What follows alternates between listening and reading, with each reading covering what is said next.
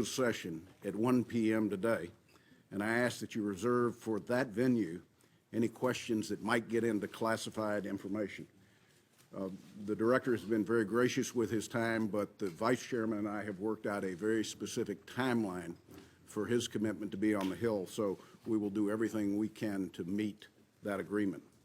The Senate Select Committee on Intelligence exists to certify for the other 85 members of the United States Senate and the American people that the intelligence community is operating lawfully and has the necessary authorities and tools to accomplish its mission and keep America safe. Part of our mission, beyond the oversight we continue to provide to the intelligence community and its activities, is to investigate Russian interference in the 2016 U.S. elections. The committee's work continues. This hearing represents part of that effort. Jim, allegations have been swirling in the press for the last several weeks, and today's your opportunity to set the record straight. Yesterday, I read with interest your statement for the record, and I think it provides some helpful details surrounding your interactions with the President. It clearly lays out your understanding of those discussions, actions you took following each conversation, and your state of mind. I very much appreciate your candor. I think it's helpful as we work through to determine the ultimate truth behind possible Russian interference in the 2016 elections. Your statement also provides texture and context to your interactions with the President from your vantage point and outlines a strained relationship. The American people need to hear your side of the story, just as they need to hear the President's descriptions of events.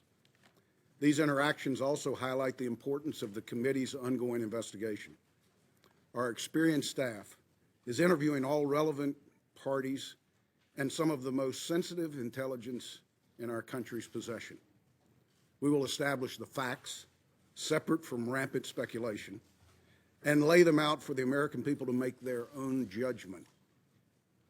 Only then will we, as a nation, be able to move forward and to put this episode to rest. There are several outstanding issues not addressed in your statement that I hope you'll clear up for the American people today.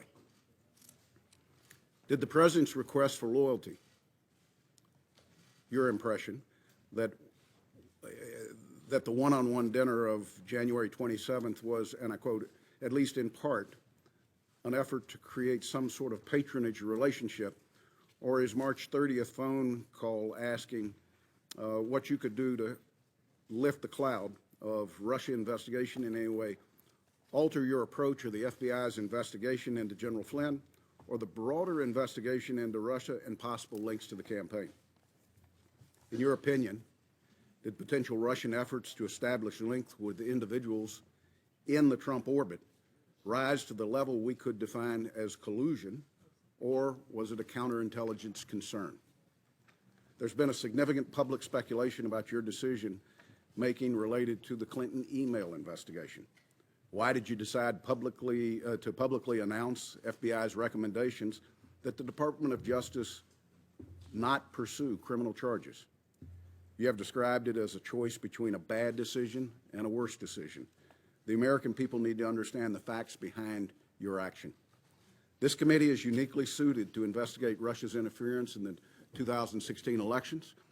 We also have a unified bipartisan approach to what is a highly charged partisan issue. Russian activities during 2016 election may have been aimed at one party's candidate, but as my colleague Senator Rubio says frequently, in 2018 and 2020, it could be aimed at anyone, at home or abroad.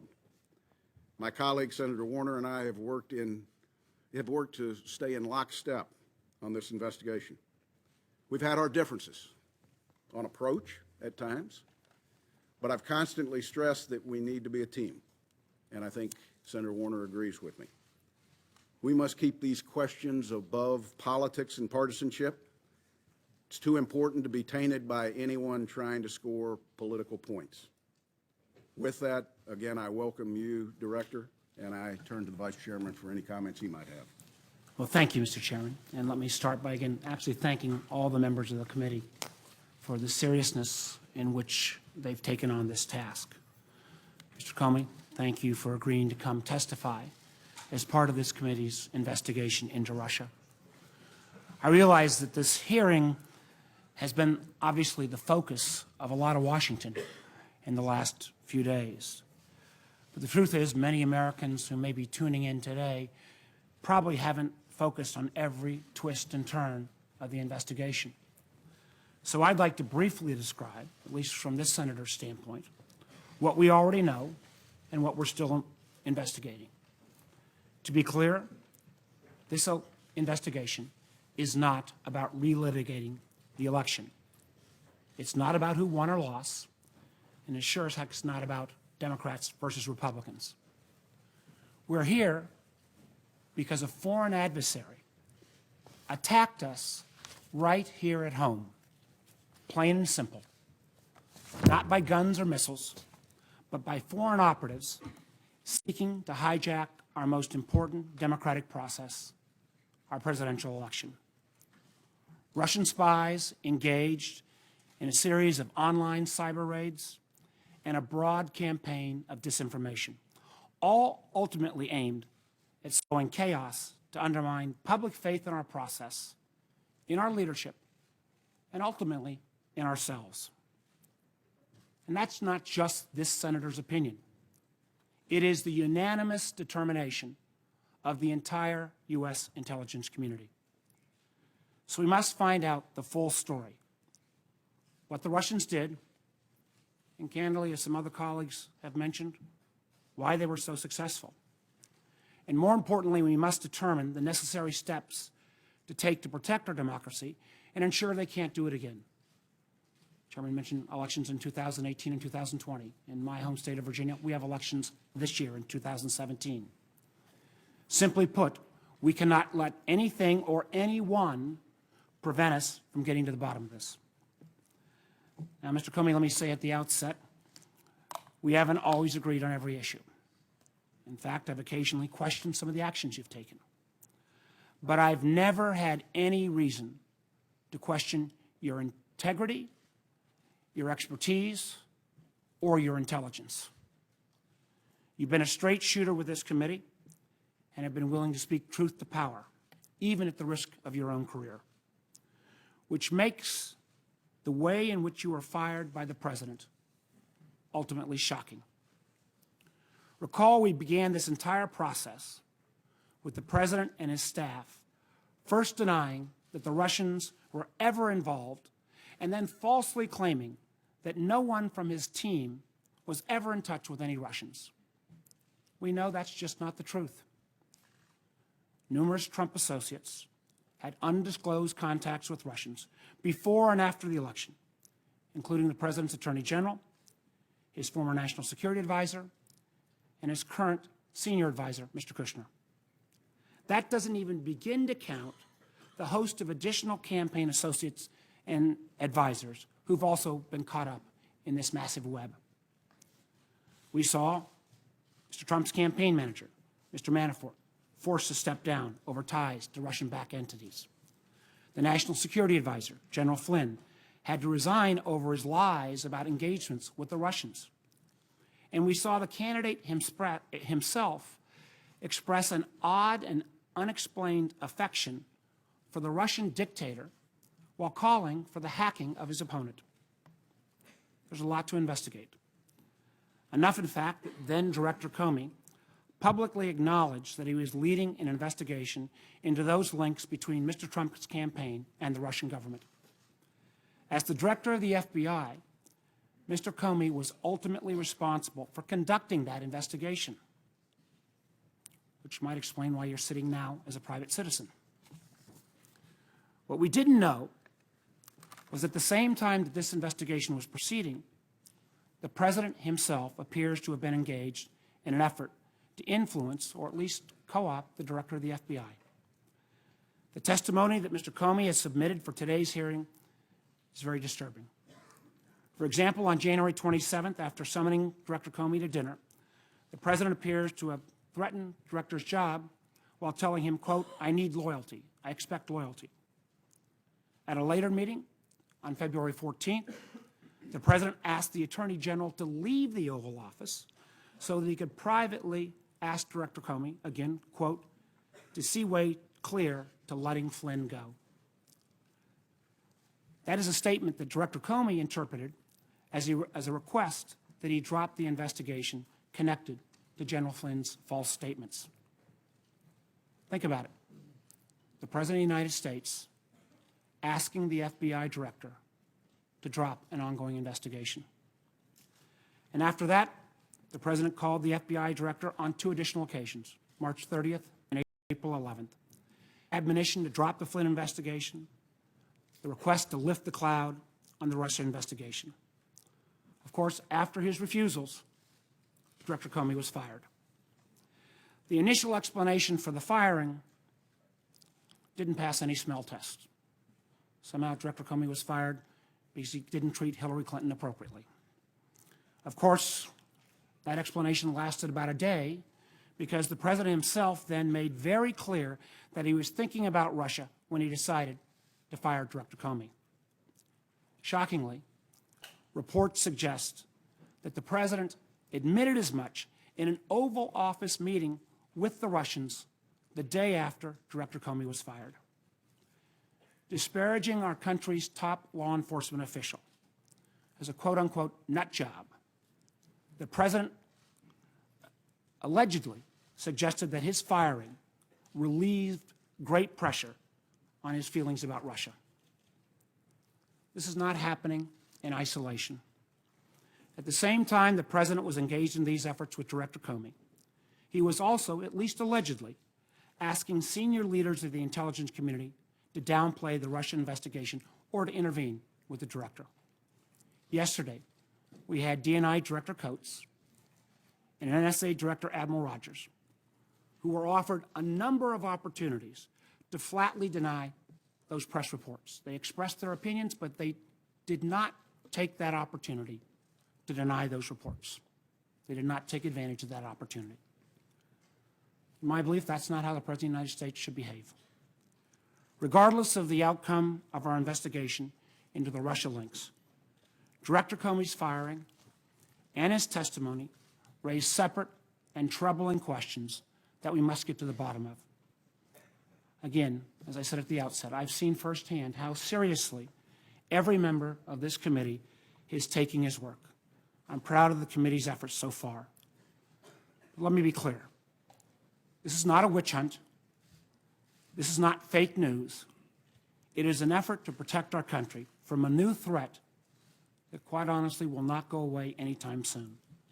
So, Mr. Comey, your testimony here today will help us move towards that goal. I look forward to that testimony. Thank you, Mr. Chairman. Thank you, Vice Chairman. Director, as discussed, when you agreed to appear before the committee, it would be under oath. I'd ask you to please stand, raise your right hand. Do you solemnly swear to tell the truth, the whole truth, and nothing but the truth, so help you God? Please be seated. Director Comey, you're now under oath. And I would just note to members, you will be recognized by seniority for a period up to 7 minutes. And again, it is the intent to move to a closed session no later than 1 p.m.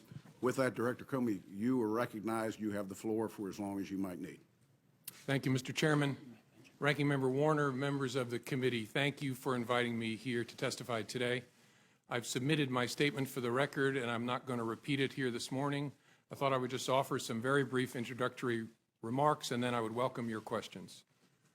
When I was appointed FBI Director in 2013, I understood that I served at the pleasure of the President.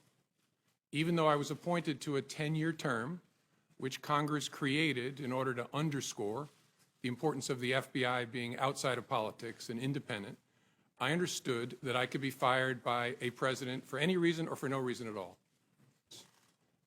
Confused me and increasingly concerned me. They confused me because the President and I had had multiple conversations about my job, both before and after he took office. And he had repeatedly told me I was doing a great job and he hoped I would stay. And I had repeatedly assured him that I did intend to stay and serve out the remaining 6 years of my term. He told me repeatedly that he had talked to lots of people about me, including our current Attorney General, and had learned that I was doing a great job and that I was extremely well liked by the FBI workforce.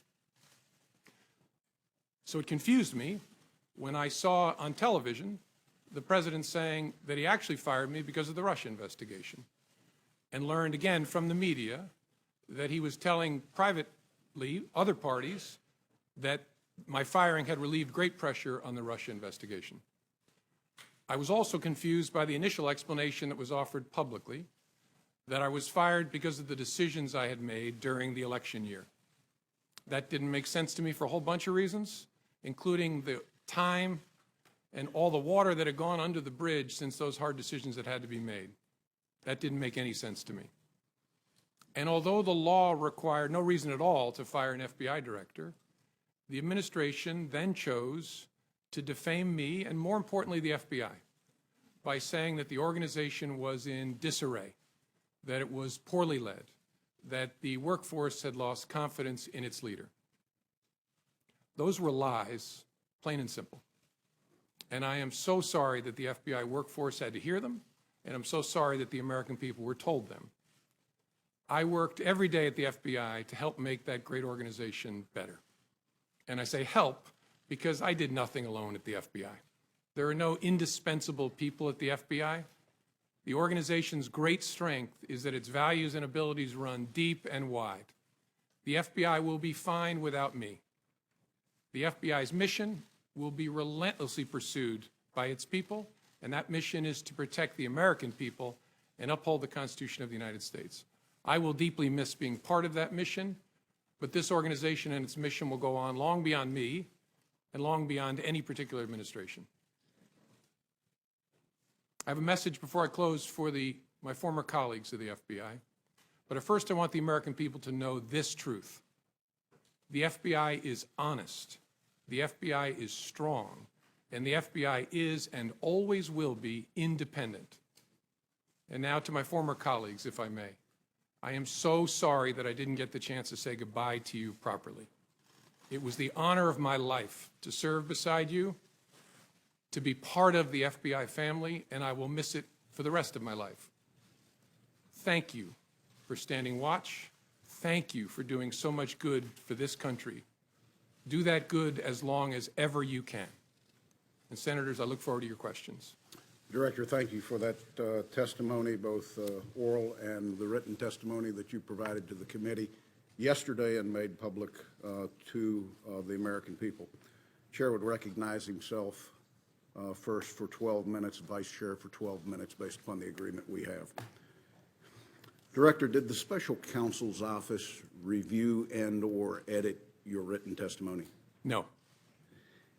Do you have any doubt that Russia attempted to interfere in the 2016 elections? None. Do you have any doubt that the Russian government was behind the intrusions in the DNC and the DCCC systems and the subsequent leaks of that information? No, no doubt. Do you have any doubt that the Russian government was behind the cyber intrusion into state voter files? No. Do you have any doubt that officials of the Russian government were fully aware of these activities? No doubt.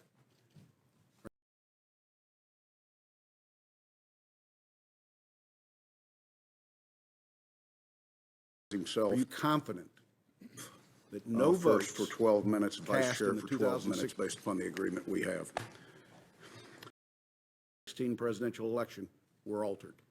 I'm confident. By the time when I left as director, I'd seen no indication of that whatsoever.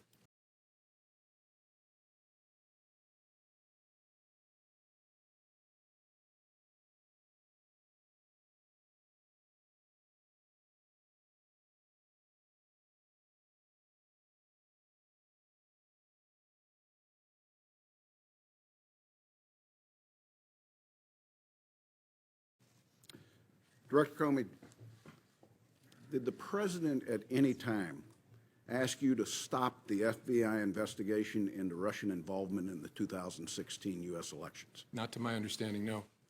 Did any individual working for this administration, including the Justice Department, ask you to stop the Russian investigation? No. Director, when the President requested that you, and I quote, "let Flynn go." General Flynn had an unreported contact with the Russians, which is an offense. And if press accounts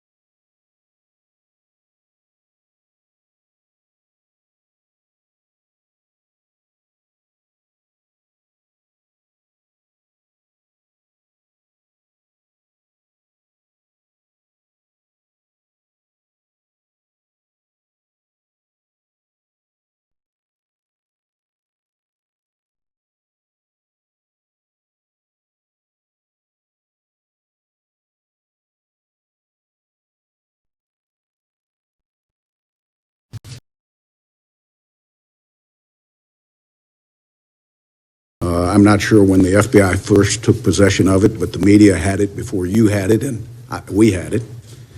At the time of your departure from the FBI, was the FBI able to confirm any criminal allegations contained in the Steele document? Mr. Chairman, I don't think that's a question I can answer in an open setting because it goes into the details of the investigation.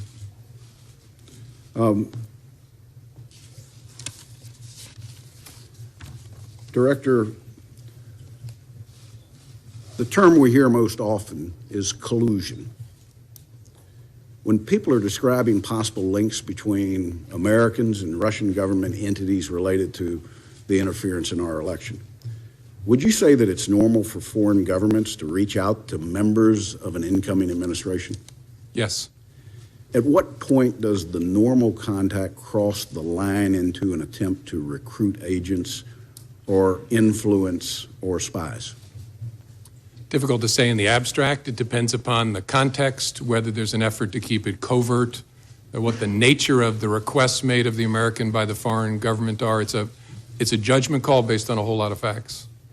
At what point would that recruitment become a counterintelligence threat to our country? Again, difficult to answer in the abstract, but when a foreign power is using especially coercion or some sort of pressure to try and co-opt an American, especially a government official, to act on its behalf, that's a serious concern to the FBI and at the heart of the FBI's counterintelligence mission. So if you've got a 36-page document of specific claims that are out there, the FBI would have to, for counterintelligence reasons, try to verify anything that might be claimed in there. One, and probably first and foremost, is the counterintelligence concerns that we have about blackmail. Would that be an accurate statement? Yes. If the FBI receives a credible allegation that there is some effort to co-opt, coerce, direct, employ covertly an American on behalf of the foreign power, that's the basis on which a counterintelligence investigation is open. And when you read the dossier, what was your reaction, given that it was 100% directed at the president-elect? Not a question I can answer in an open setting, Mr. Chairman. Okay. When did you become aware of the cyber intrusion? The first there's all kinds of cyber intrusions going on all the time. The first Russia-connected cyber intrusion I became aware of in the late summer of 2015. And in that time frame, there were more than the DNC and the DCCC that were targets. Correct. There was a massive effort to target government and non-governmental, near-governmental agencies like nonprofits. What would be the estimate Director, of how did the many special entities counsel's out there office the Russians review specifically and/or targeted edit in your that time written frame? testimony? No. It's hundreds. I suppose you it could have be any more doubt than 1,000, but it's at least That hundreds. Russia attempted to interfere in the 2016 When did you elections? become aware that data had been Do exfiltrated? you have any doubt that the Russian government was I'm not behind sure the exactly. I intrusions in think the either DNC and the DCCC late system 15 or early and the 16. subsequent leaks of that And information? did No, you, no doubt. the director of the FBI, Do you have have any doubt that the conversations Russian government was with behind the the cyber last intrusion administration in the about state voter the files? No. risk that this Do you have posed? any doubt Yes. that officials of the And Russian government share with us, if you were will, fully what aware actions they of these took. activities? No doubt. Well, the FBI had Are you already confident undertaken an effort to notify no all the votes victims, and that's what we cast in consider the the entities that 2016 were presidential attacked election as part of this were all- massive spearphishing I'm campaign. confident. By the time when And I so we left as director, notified I'd seen them no in an indication effort of to that whatsoever. disrupt what might be ongoing. Director Comey, And then there was a series of continuing interactions with president at entities any time through the rest of ask you 15 to into stop the 16. FBI And then throughout investigation 16, the of administration was Russian trying to decide involvement in how to 2016 respond to the election. intrusion Not activity to that my it saw. understanding, no. And the FBI, Any in this, working unlike for this other cases administration, that you might including the Justice investigate, Department, did you asked ever you to have stop access the to Russian the investigation? actual hardware that was hacked? Or did you have to rely on a Director, when the third party president to provide requested you that the you- data that they had and I collected? quote, "Let Flynn In the go." case of the DNC, and I believe the DCCC, but I'm sure the DNC, we did not have Flynn, access to the devices had themselves. We got unreported contact with the Russians. relevant forensic information from a Which is private party, a high-class And if entity that press had done the work, accounts but we are didn't get right, direct access. But no There might have been content. discrepancies Correct. between facts and his Isn't FBI content an testimony. important part of the forensics In your from a estimation, was General counterintelligence Flynn standpoint? at that time It is, in although serious what- legal jeopardy? And in addition to that, do you sense that the president was trying to obstruct justice or just seek for a way for Mike Flynn to save face, given he had already been fired? Well, General Flynn at that point in time was in legal jeopardy. There was an open FBI criminal investigation of his statements in connection with the Russian contacts and the contacts themselves. And so that was my assessment at the time. I don't think it's for me to say whether the conversation I had with the president was an effort to obstruct. I took it as a very disturbing thing, very concerning, but that's a conclusion I'm sure the special counsel will work towards to try and understand what the intention was there and whether that's an offense. Director, is it possible that as part of this FBI investigation, the FBI could find evidence of criminality that is not tied to the 2016 elections, possible collusion, or coordination with Russians? Sure. So there could be something that just fits a criminal aspect to this and have anything to do with the 2016 election cycle. Correct. In any complex investigation, when you start turning over rocks, sometimes you find things that are unrelated to the primary investigation that are criminal in nature. Director Comey, you have been criticized publicly for the decision to present your findings on the email.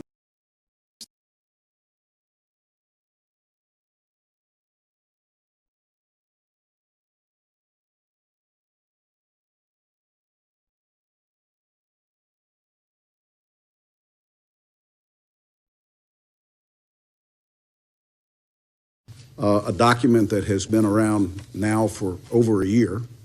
I'm not sure when the FBI first took possession of it, but the media had it before you had it, and we had it. At the time of your departure from the FBI, was the FBI able to confirm any criminal allegations contained in the Steele document? Mr. Chairman, I don't think that's a question I can answer in an open setting because it goes into the details of the investigation.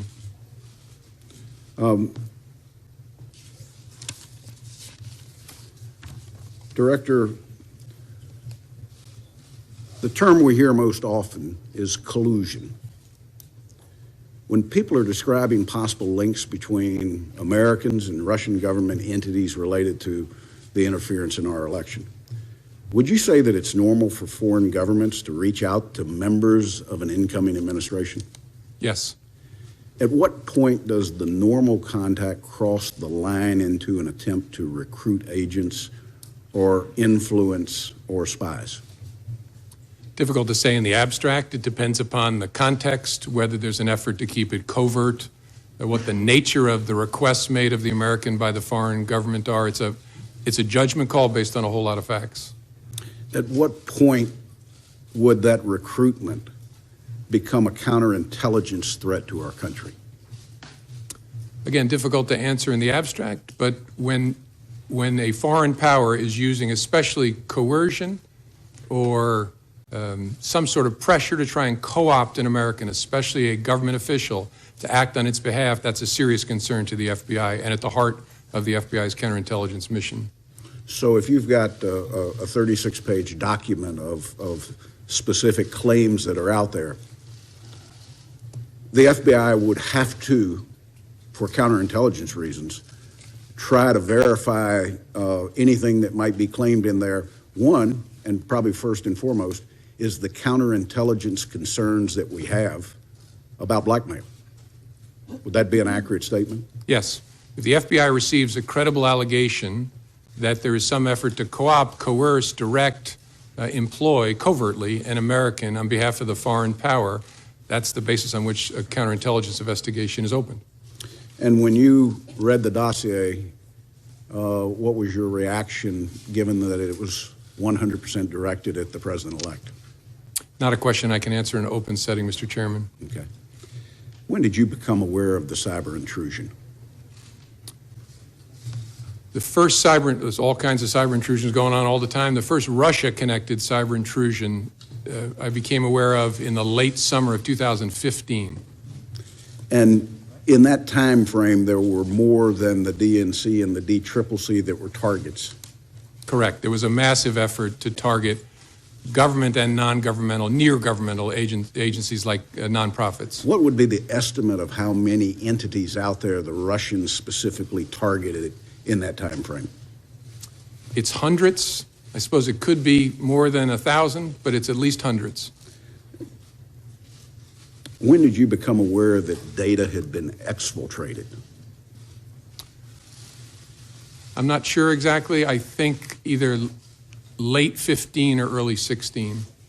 And did you, the director of the FBI, have conversations with the last administration about the risk that this posed? Yes. And share with us, if you will, what actions they took. Well, the FBI had already undertaken an effort to notify all the victims, and that's what we consider the entities that were attacked as part of this massive spear phishing campaign. And so we notified them in an effort to disrupt what might be ongoing. And then there was a series of continuing interactions with entities through the rest of 15 into 16. And then throughout 16, the administration was trying to decide how to respond to the intrusion activity that it saw. And the FBI, in this case, unlike other cases that you might investigate, did you ever have access to the actual hardware that was hacked, or did you have to rely on a third party to provide you the data that they had collected? In the case of the DNC, and I believe the DCCC, but I'm sure the DNC, we did not have access to the devices themselves. We got relevant forensic information from a private party, a high-class entity that had done the work, but we didn't get direct access. But no content. Correct. Isn't content an important part of the forensics from a counterintelligence standpoint? It is, although what was briefed to me by my folks, the people who were my folks at the time, is that they had gotten the information from the private party that they needed to understand the intrusion by the spring of 2016. Let me go back, if I can, very briefly, to the decision to publicly go out with your results on the email. Was your decision influenced by the Attorney General's tarmac meeting with the former President Bill Clinton? Yes, in a ultimately conclusive way. That was the thing that capped it for me, that I had to do something separately to protect the credibility of the investigation, which meant both the FBI and the Justice Department. Were there other things that contributed to that you can describe in an open session? There were other things that contributed to that. One significant item I can't. I know the committee's been briefed on. There's been some public accounts of it, which are nonsense, but I understand the committee's been briefed on the classified facts. Probably the only other consideration that I guess I can talk about in an open setting is that at one point the Attorney General had directed me not to call it an investigation, but instead to call it a matter, which confused me and concerned me. But that was one of the bricks in the load that led me to conclude I have to step away from the department if we're to close this case credibly. Director, my last question. You're not only a seasoned prosecutor, you've led the FBI for years. You understand the investigative process. You've worked with this committee closely, and we're grateful to you because I think we've mutually built trust in what your organization does and what we do. Is there any doubt in your mind that this committee can carry out its oversight role in the 2016 Russian involvement in the elections in parallel with the now special counsel that's been set up? No, no doubt. It can be done. It requires lots of conversations, but Bob Mueller is one of this country's great, great pros, and I'm sure you all will be able to work it out with him to run it in parallel. I want to thank you once again. I want to turn to the Vice Chairman. Thank you, Mr. Chairman. And again, Director Comey, thank you for your service. And your comments to your FBI family, I know were heartfelt. Know that even though there are some in the administration who've tried to smear your reputation, you had Acting Director McCabe in public testimony a few weeks back and in public testimony yesterday reaffirm that the vast majority of the FBI community had great trust in your leadership and obviously trust in your integrity. I want to go through a number of the meetings that you referenced in your testimony. And let's start with the January 6th meeting in Trump Tower, where you went up with a series of officials to brief the president-elect on the Russia investigation. My understanding is you remained afterwards to brief him on, again, quote, some personally sensitive aspects of the information you relayed. Now, you said after that briefing, you felt compelled to document that conversation, that you actually started documenting it as soon as you got into the car. Now, you've had extensive experience at the Department of Justice and at the FBI. You've worked under presidents of both parties. What was it about that meeting that led you to determine that you needed to start putting down a written record? A combination of things. I think the circumstances, the subject matter, and the person I was interacting with. Circumstances first, I was alone with the President of the United States, or the President-elect, soon to be President.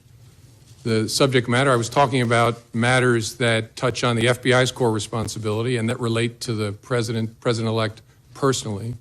And then the nature of the person. I was honestly concerned that he might lie about the nature of our meeting, and so I thought it really important to document. That combination of things I'd never experienced before, but it led me to believe I got to write it down, and I got to write it down in a very detailed way. I think that's a very important statement you just made. And my understanding is that then, again, unlike your dealings with presidents of either parties in your past experience, in every subsequent meeting or conversation with this president, you created a written record. Did you feel that you needed to create this written record of these memos because they might need to be relied on at some future date? Sure. I created records after conversations, and I think I did it after each of our 9 conversations. If I didn't, I did it for nearly all of them, especially the ones that were substantive. I knew that there might come a day when I would need a record of what had happened, not just to defend myself, but to defend the FBI and our integrity as an institution and the independence of our investigative function. That's what made this so difficult, is it was a combination of circumstances, subject matter, and the particular person.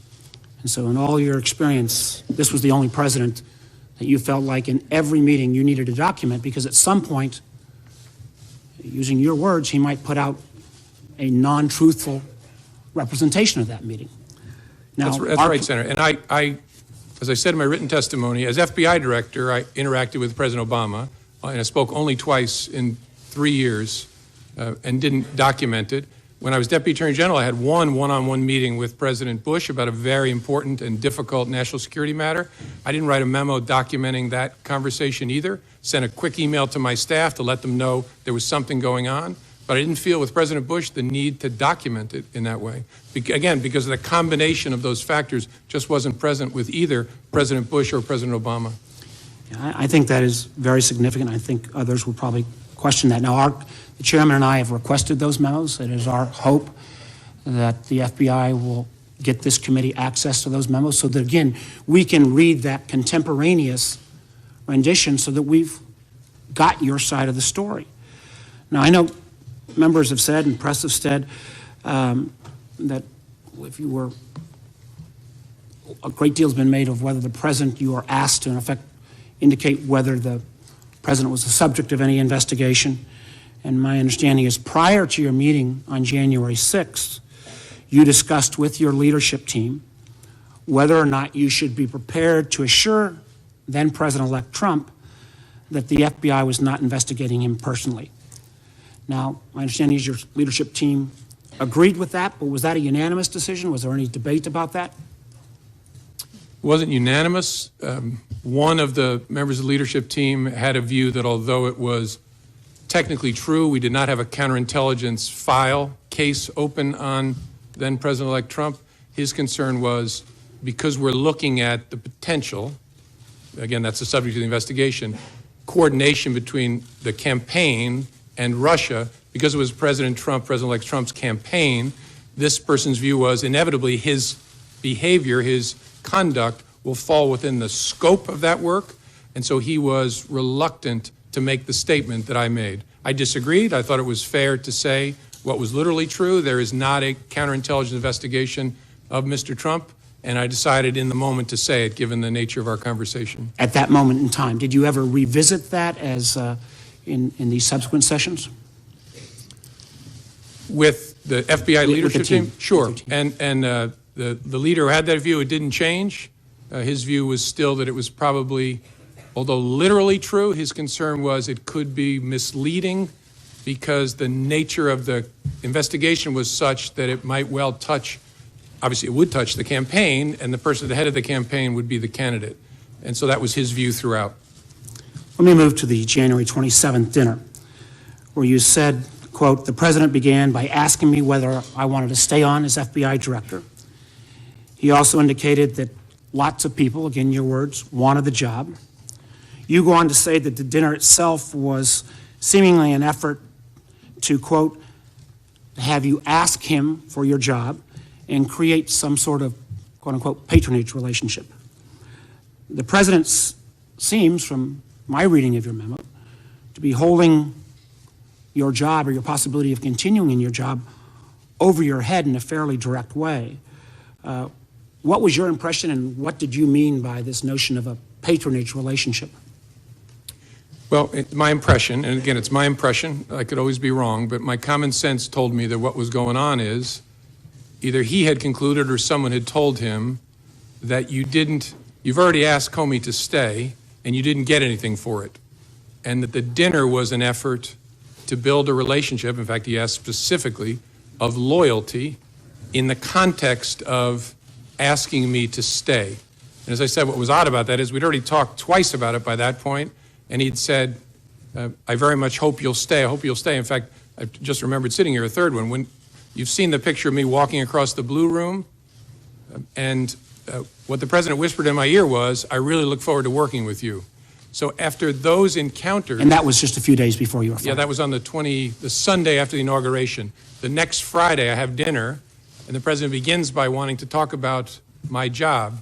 And so I'm sitting there thinking, wait a minute, 3 times you've already asked me to stay or talked about me staying. My common sense, again, I could be wrong, but my common sense told me what's going on here is he's looking to get something in exchange for granting my request to stay in the job. And again, we all understand, I was a governor, I had people work for me, but this constant request, and again, quoting you, him saying that he,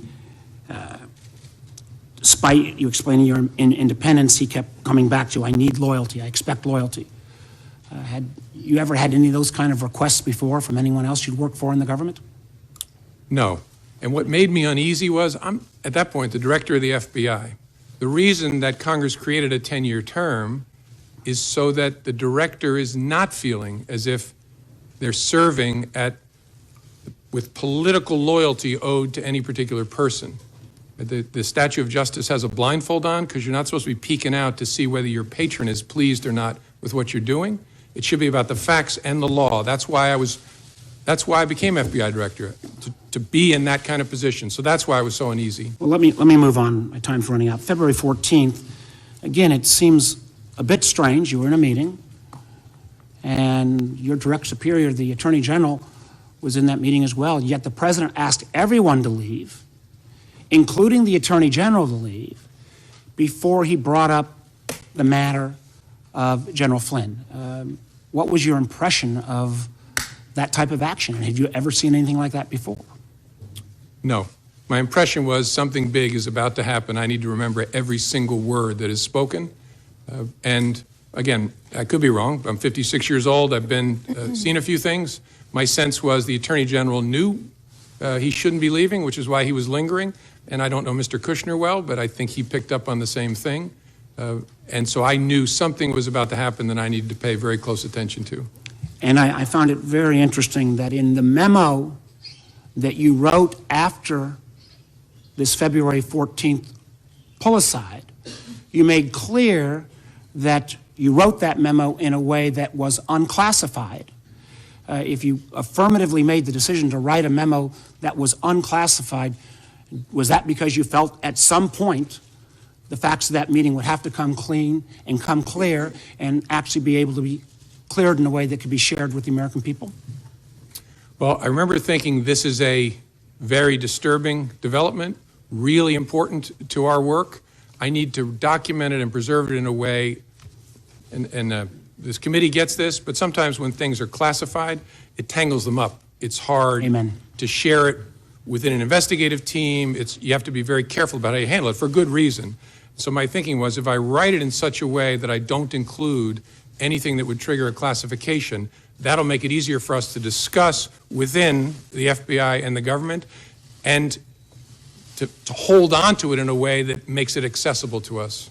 Well, again, it's our hope, particularly since you're a pretty knowledgeable guy and you wrote this in a way that was unclassified, that this committee will get access to that unclassified document. I think it would be very important to our investigation.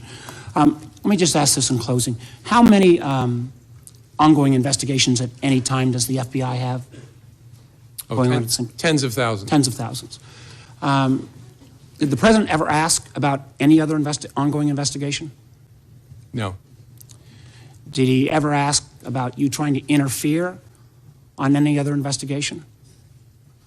No. I think, again, this speaks volumes. This doesn't even get to the questions around the phone calls about lifting the cloud. I know other members will get to that, but I really appreciate your testimony and appreciate your service to our nation. Thank you, Senator Warner. You know, I'm sitting here going through my contacts with him. I had one conversation with the President that was classified, where he asked about an ongoing intelligence investigation. It was brief and entirely professional. But he didn't ask you to take any specific action on that, No. unlike what he had done vis-a-vis Mr. Flynn and the overall Russia investigation. Correct. Thank you, sir. Senator Risch. Thank you very much. Mr. Comey, thank you for your service. America needs more like you, and we really appreciate it. Yesterday, I got, and everybody got, the 7 pages of your direct testimony that's now part of the record here. And the first, I read it, then I read it again, and all I could think was, number one, how much I hated the class of legal writing when I was in law school. And you were the guy that probably got the A after reading this. So I find it clear, I find it concise.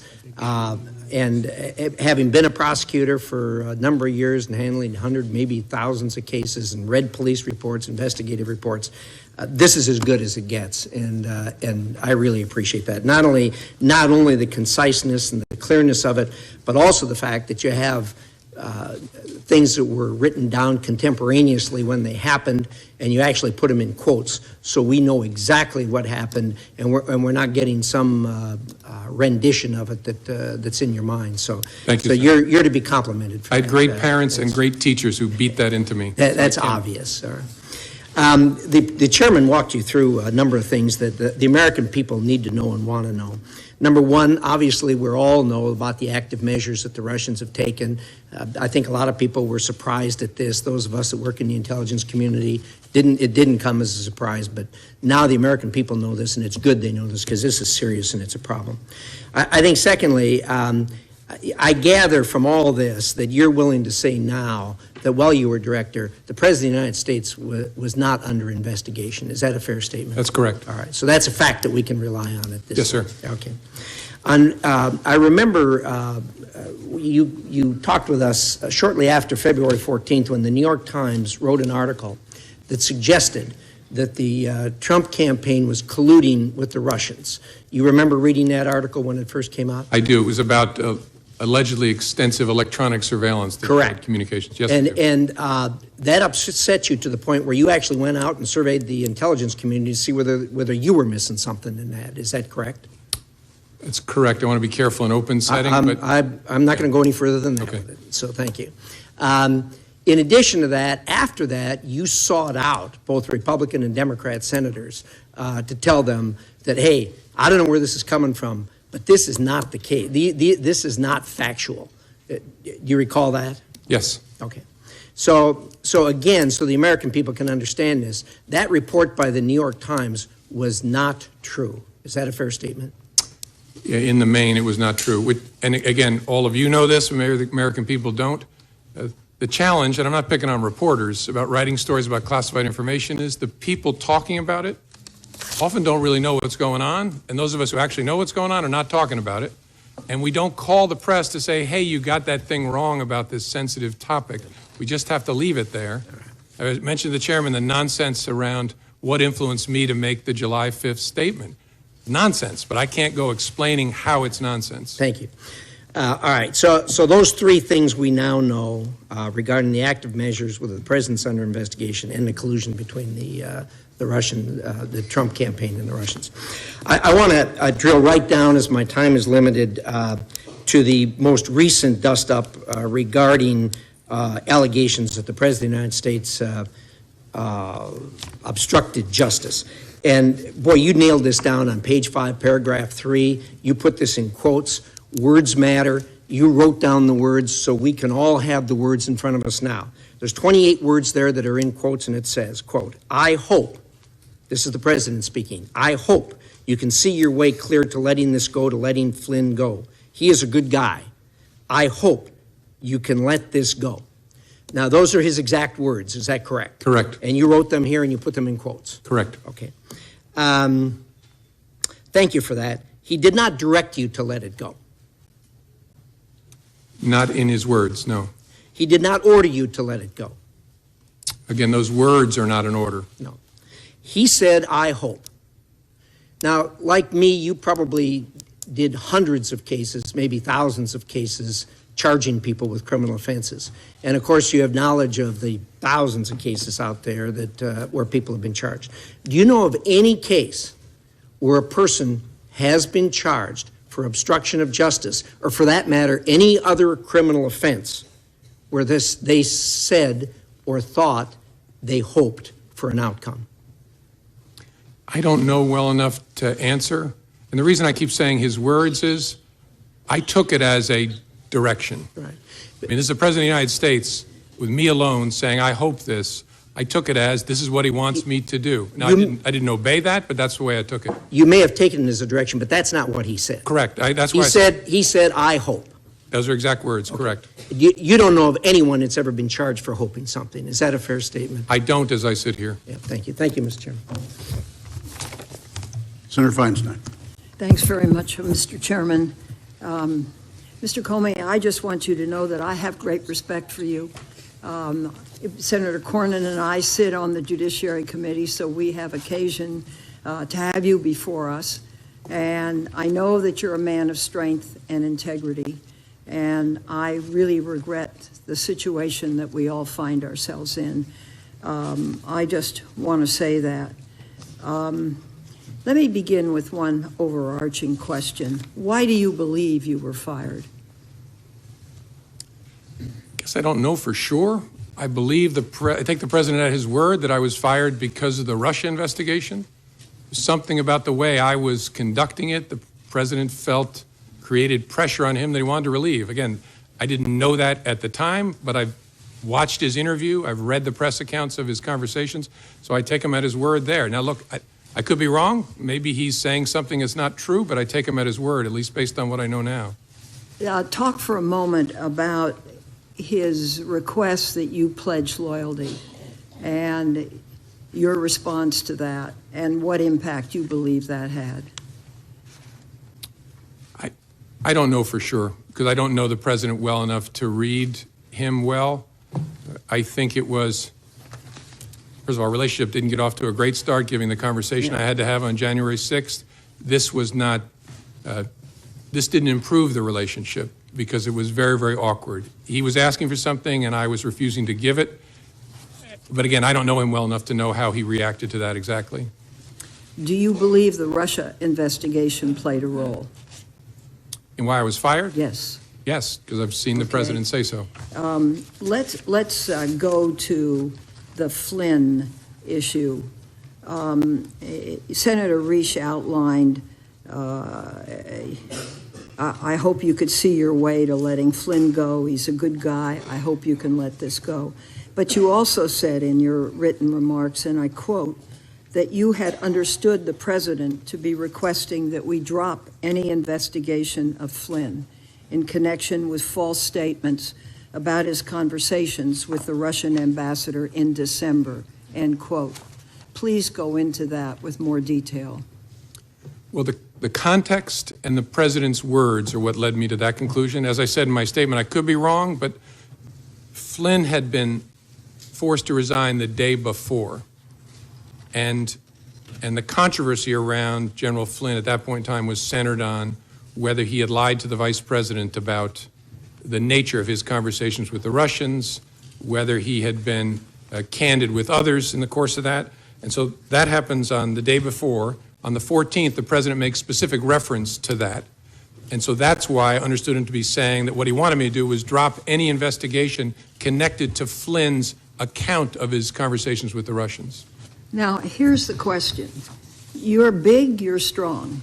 I know the Oval Office, and I know what happens to people when they walk in. There is a certain amount of intimidation. But why didn't you stop and say, Mr. President, this is wrong. I cannot discuss this with you? It's a great question. Maybe if I were stronger, I would have. I was so stunned by the conversation that I just took it in. And the only thing I could think to say, because I was playing in my mind, because I could remember every word he said, I was playing in my mind, what should my response be? And that's why I very carefully chose the words. And look, I've seen the tweet about tapes. Lordy, I hope they're tapes.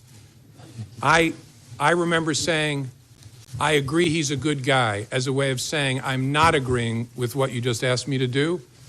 Again, maybe other people would be stronger in that circumstance, but that's how I conducted myself.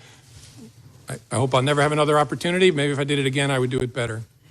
You described two phone calls that you received from President Trump, one on March 30 and one on April 11, where he, quote, described the Russia investigation as a cloud that was impairing his ability, end quote, as president, and asked you, quote, to lift the cloud, end quote. How did you interpret that? And what did you believe he wanted you to do? I interpreted that as he was frustrated that the Russia investigation was taking up so much time and energy. I think he meant of the executive branch, but in the public square in general, and it was making it difficult for him to focus on other priorities of his. But what he asked me was actually narrower than that. So I think what he meant by the cloud, and again, I could be wrong, but what I think he meant by the cloud was the entire investigation is taking up oxygen and making it hard for me to focus on the things I want to focus on. The ask was to get it out that I, the president, am not personally under investigation. After April 11th, did he ask you more ever about the Russia investigation? Did he ask you any questions? We never spoke again after April 11th. You told the president, I would see what we could do. What did you mean? That was kind of a slightly cowardly way of trying to avoid telling him we're not going to do that, that I would see what we could do. It was a way of kind of getting off the phone, frankly. And then I turned and handed it to the acting Deputy Attorney General, Mr. Bente. So I wanted to go into that. Who did you talk with about that, lifting the cloud, stopping the investigation back at the FBI, and what was their response?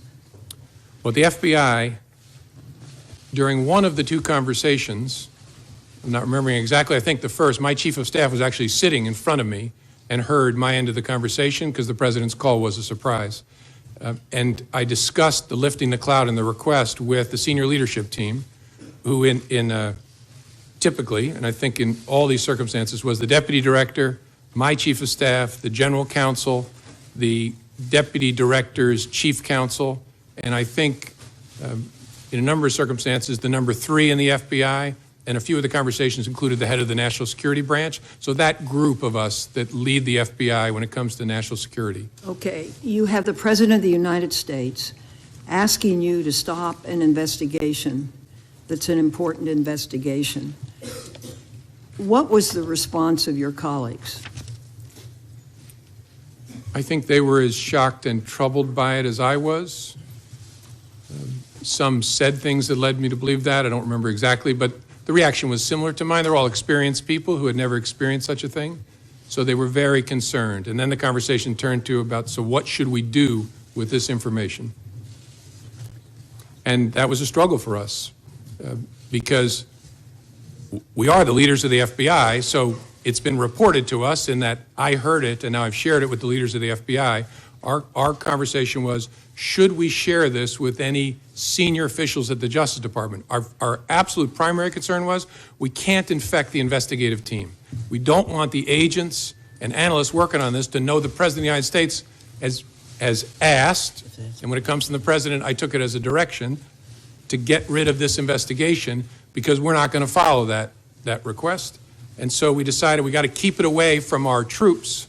But is there anybody else we ought to tell at the Justice Department? And as I laid out in my statement, we considered whether to tell the Attorney General, decided that didn't make sense because we believed, rightly, that he was shortly going to recuse.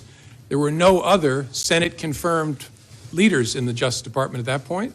The Deputy Attorney General was Mr. Bente, who was acting and going to be shortly in that seat.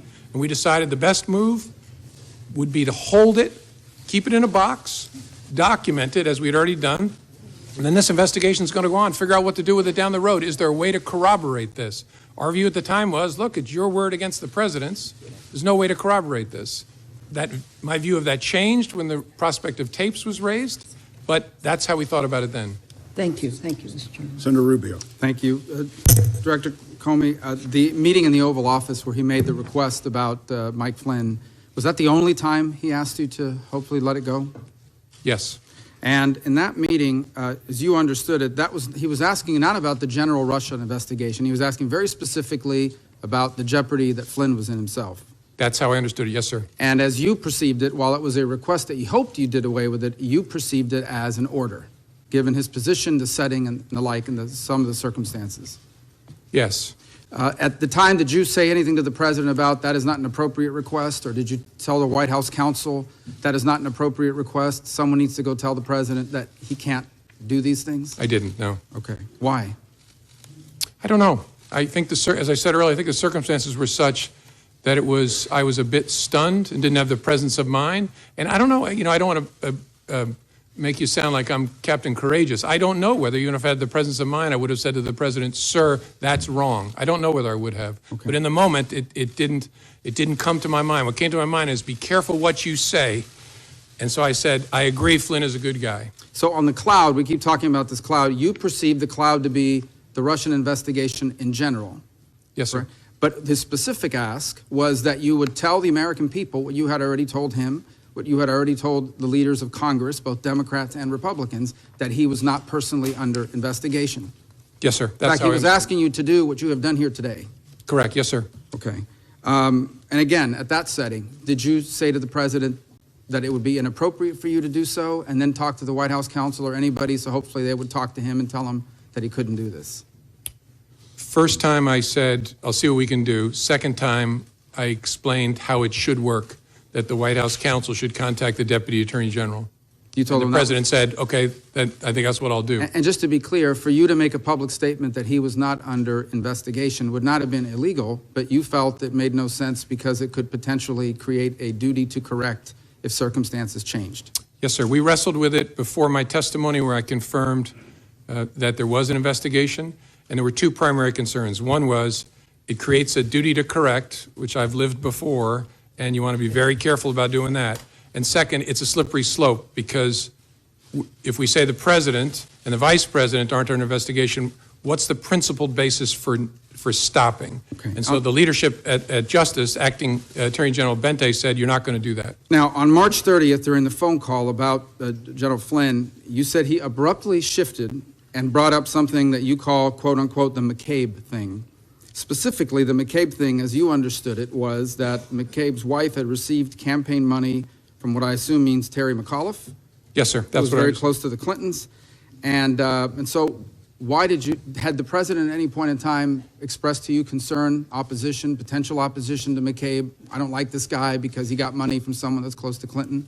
He had asked me during previous conversations about Andy McCabe and said, in essence, how's he going to be with me as president? I was pretty rough on him on the campaign trail. He was And rough on McCabe? He was rough, by his own account. He said he was rough on McCabe and Mrs. McCabe on the campaign trail. How's he going to be? And I assured the president, Andy is a total pro. No issue at all. You got to know the people of the FBI. They are not. So then the president turns to you and says, remember, I never brought up the McCabe thing because you said he was a good guy. Did you perceive that to be a statement that I took care of you, I didn't do something because you told me he was a good guy, so now, I'm asking you potentially for something in return? Is that how you perceived it? I wasn't sure what to make of it, honestly. That's possible, but it was so out of context that I didn't have a clear view of what it was. Now, on a number of occasions here, you bring up, let's talk now about the general Russia investigation, okay? In page 6 of your testimony, you say, the first thing you say is, he asked what we could do to, quote unquote, lift the cloud, the general Russia investigation, and you responded that we were investigating the matter as quickly as we could and that there would be great benefit if we didn't find anything to having done the work well. And he agreed. He re-emphasized the problems it was causing him, but he agreed. So in essence, the president agreed with your statement that it would be great if we could have an investigation, all the facts came out, and we found nothing. So he agreed that that would be ideal, but this cloud is still messing up my ability to do the rest of my agenda. Is that an accurate assessment of? Yes, sir. He actually went farther than that. He said, and if some of my satellites did something wrong, it'd be good to find that out. Well, that's the second part, and that is the satellites. He said if one of my satellites, I imagine by that he meant some of the other people surrounding his campaign did something wrong, it would be great to know that as well. Yes, sir. That's what he said. So are those the only two instances in which that sort of back and forth happened, where the president was basically saying, and I'm paraphrasing here, it's okay, do the Russia investigation. I hope it all comes out. I have nothing to do with anything Russia. It'd be great if it all came out, if people around me were doing things that were wrong. Yes, as I recorded it accurately there, that was the sentiment he was expressing. Yes, sir. So what it bears, it comes down to is the president has asked three things of you. He asked for your loyalty, and you said you would be loyally honest. Honestly loyal. Honestly loyal. He asked you on one occasion to let the Mike Flynn thing go because he was a good guy. By the way, you're aware that he said the exact same thing in the press the next day. He's a good guy, he's been treated unfairly, et cetera, et cetera. So I imagine your FBI agents read that. I'm sure they did. The president's wishes were known to them, certainly by the next day when he had a press conference with the prime minister. But going back, the three requests were, Number one, be loyal. Number two, let the Mike Flynn thing go. He's a good guy. He's been treated unfairly. And number three, can you please tell the American people what these leaders in Congress already know, what you already know, what you've told me 3 times, that I'm not personally under investigation? Those are the 3 things he asked. Yes, sir. You know, this investigation is full of leaks left and right. I mean, we've learned more from the newspapers sometimes than we do from our open hearings, for sure. Do you ever wonder why, of all the things in this investigation, the only thing that's never been leaked is the fact that the president was not personally under investigation, despite the fact that both Democrats and Republicans and the leadership of Congress knew that and have known that for weeks? I don't know. I find matters that are briefed to the Gang of 8 are pretty tightly held, in my experience. Finally, who are those senior leaders at the FBI that you shared these conversations with? As I said in response to Senator Feinstein's question, Deputy Director, my Chief of Staff, General Counsel, the Deputy Director's Chief Counsel, and then more often than not, the number 3 person at the FBI who's the Associate Deputy Director, and then quite often the head of the National Security Branch. Senator Wyden. Thank you, Mr. Chairman. Mr. Comey, welcome. You and I have had significant policy differences over the years, particularly protecting Americans' access to secure encryption. But I believe the timing of your firing stinks. And yesterday you put on the record testimony that demonstrates why the odor of presidential abuse of power is so strong. Now to my questions. In talking to Senator Warner about this dinner that you had with the president, I believe January 27th, all in one dinner, the president raised your job prospects, he asked for your loyalty, and denied allegations against him. All took place over one supper. Now, you told Senator Warner that the president was looking to, quote, get something. Looking back, did that dinner suggest that your job might be contingent on how you handled the investigation? I don't know that I'd go that far. I got the sense my job would be contingent upon how he felt excuse me, how he felt I conducted myself and whether I demonstrated loyalty. But I don't know whether I go so far as to connect it to the You said investigation. the president was trying to create some sort of patronage relationship. In a patronage relationship, isn't the underling expected to behave in a manner consistent with the wishes of the boss? Yes. Okay. Or at least consider how what you're doing will affect the boss as a significant consideration. Let me turn to the Attorney General. In your statement, you said that you and the FBI leadership team decided not to discuss the president's actions with Attorney General Sessions, even though he had not recused himself. What was it about the Attorney General's own interactions with the Russians or his behavior with regard to the investigation that would have led the entire leadership of the FBI to make this decision? Our judgment, as I recall, was that he was very close to and inevitably going to recuse himself for a variety of reasons. We also were aware of facts that I can't discuss in an open setting that would make his continued engagement in a Russia-related investigation problematic. And so we were convinced, and in fact, I think we'd already heard that the career people were recommending that he recuse himself, that he was not going to be in contact with Russia-related matters much longer. And that turned out to be the case. How would you characterize Attorney General Sessions' adherence to his recusal, in particular with regard to his involvement in your firing, which the president has acknowledged was because of the Russian investigation? That's a question I can't answer. I think it's a reasonable question. If, as the president said, I was fired because of the Russia investigation, why was the Attorney General involved in that chain? I don't know. And so I don't have an answer for the question. Your testimony was that the president's request about Flynn could infect the investigation. Had the president got what he wanted and what he asked of you what would have been the effect on the investigation?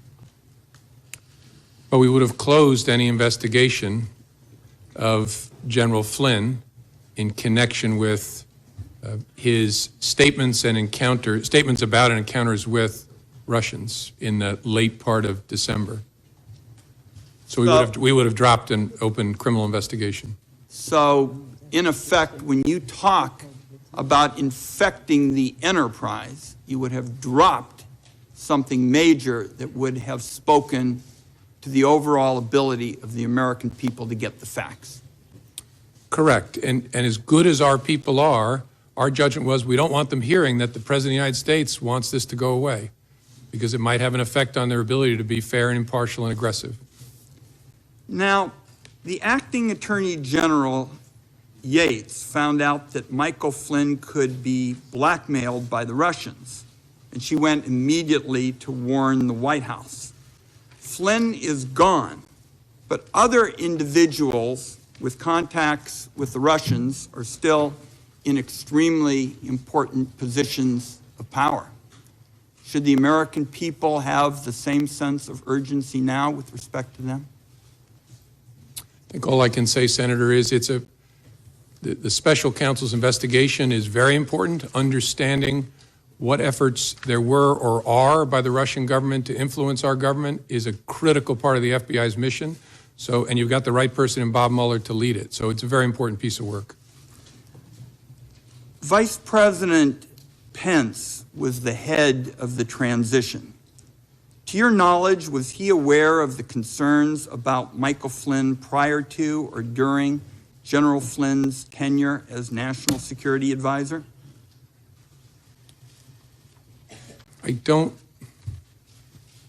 You're asking, including up to the time when Flynn was forced to resign? My understanding is that he was, and I'm trying to remember where I get that understanding from. I think from Acting Attorney General Yates. So, former Acting Attorney General Yates testified that concerns about General Flynn were discussed with the intelligence community. Would that have included anyone at the CIA or Dan Coates' office, the DNI? I would assume yes. Michael Flynn resigned 4 days after Attorney General Sessions was sworn in. Do you know if the Attorney General was aware of the concerns about Michael Flynn during that period? I don't, as I sit here. I don't recall that he was. I could be wrong, but I don't remember that he was. And finally, let's see if you can give us some sense of who recommended your firing. Besides the letters from the Attorney General, the Deputy Attorney General, do you have any information on who may have recommended or have been involved in your firing? I don't. Okay. Thank you, Mr. Chairman. Senator Collins. Thank you, Mr. Chairman. Mr. Comey, let me begin by thanking you for your voluntary compliance with our request to appear before this committee and assist us in this very important investigation. I want first to ask you about your conversations with the president, the 3 conversations in which you told him that he was not under investigation. The first was during your January 6th meeting, according to your testimony, in which it appears that you actually volunteered that assurance. Is that correct? That's correct. Did you limit that statement to counterintelligence investigations, or were you talking about any kind of FBI investigation? I didn't use the term counterintelligence. I was speaking to him and briefing him about some salacious and unverified material. It was in the context of that he had a strong and defensive reaction about that not being true. And my reading of it was important for me to assure him we were not personally investigating him. And so the context then was actually narrower, focused on what I just talked to him about. But it was very important because it was first true, and second, I was very much about being in kind of kind of a J. Edgar Hoover type situation. I didn't want him thinking that I was briefing him on this to sort of hang it over him in some way.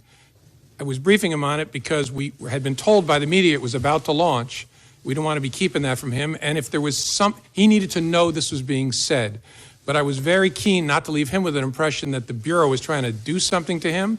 And so that's the context in which I said, sir, we're not personally investigating you. And that's why you volunteered the information. Yes, ma'am. Correct. Then on the January 27th dinner, you told the president that he should be careful about asking you to investigate because, quote, you might create a narrative that we were investigating him personally, which we weren't. Again, were you limiting that statement to counterintelligence investigations or more broadly, such as a criminal investigation? The context was very similar. I didn't modify the word investigation. It was, again, he was reacting strongly again to that unverified material, saying, I'm tempted to order you to investigate it. And that, in the context of that, I said, sir, you want to be careful about that because it might create a narrative we're investigating you personally. And then there was the March 30th phone call with the president in which you reminded him that congressional leaders have been briefed that we were not personally, the FBI was not personally investigating President Trump. And again, was that statement to congressional leaders and to the president limited to counterintelligence investigations, or was it a broader statement? I'm trying to understand whether there was any kind of investigation of the president underway. No, I'm sorry. And if I misunderstood, I apologize. We briefed the congressional leadership about what Americans we had opened counterintelligence investigation cases on, and we specifically said the president is not one of those Americans, but that there was no other investigation of the president that we were not mentioning at that time. What the context was counterintelligence, but I wasn't trying to hide some criminal investigation of the president. And was the president under investigation at the time of your dismissal on May 9th? No.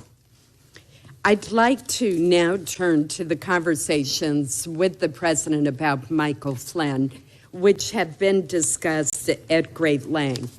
And first, let me make very clear that the president never should have cleared the room, and he never should have asked you, as you reported, to let it go, to let the investigation go.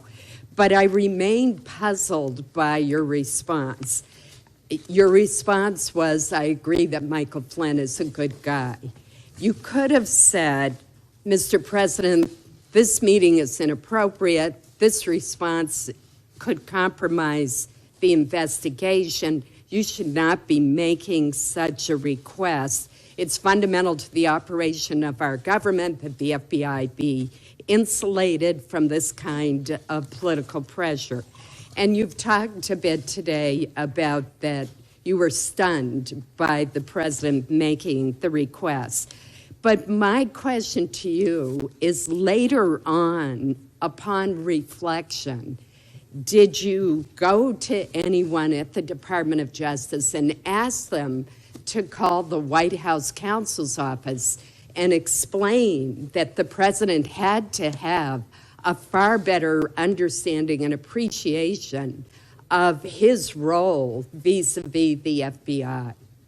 In general, I did. I spoke to the Attorney General, and I spoke to the new Deputy Attorney General, Mr. Rosenstein, when he took office, and explained my serious concern about the way in which the president is interacting, especially with the FBI. And I specifically, as I said in my testimony, told the Attorney General, it can't happen that you get kicked out of the room and the president talks to me.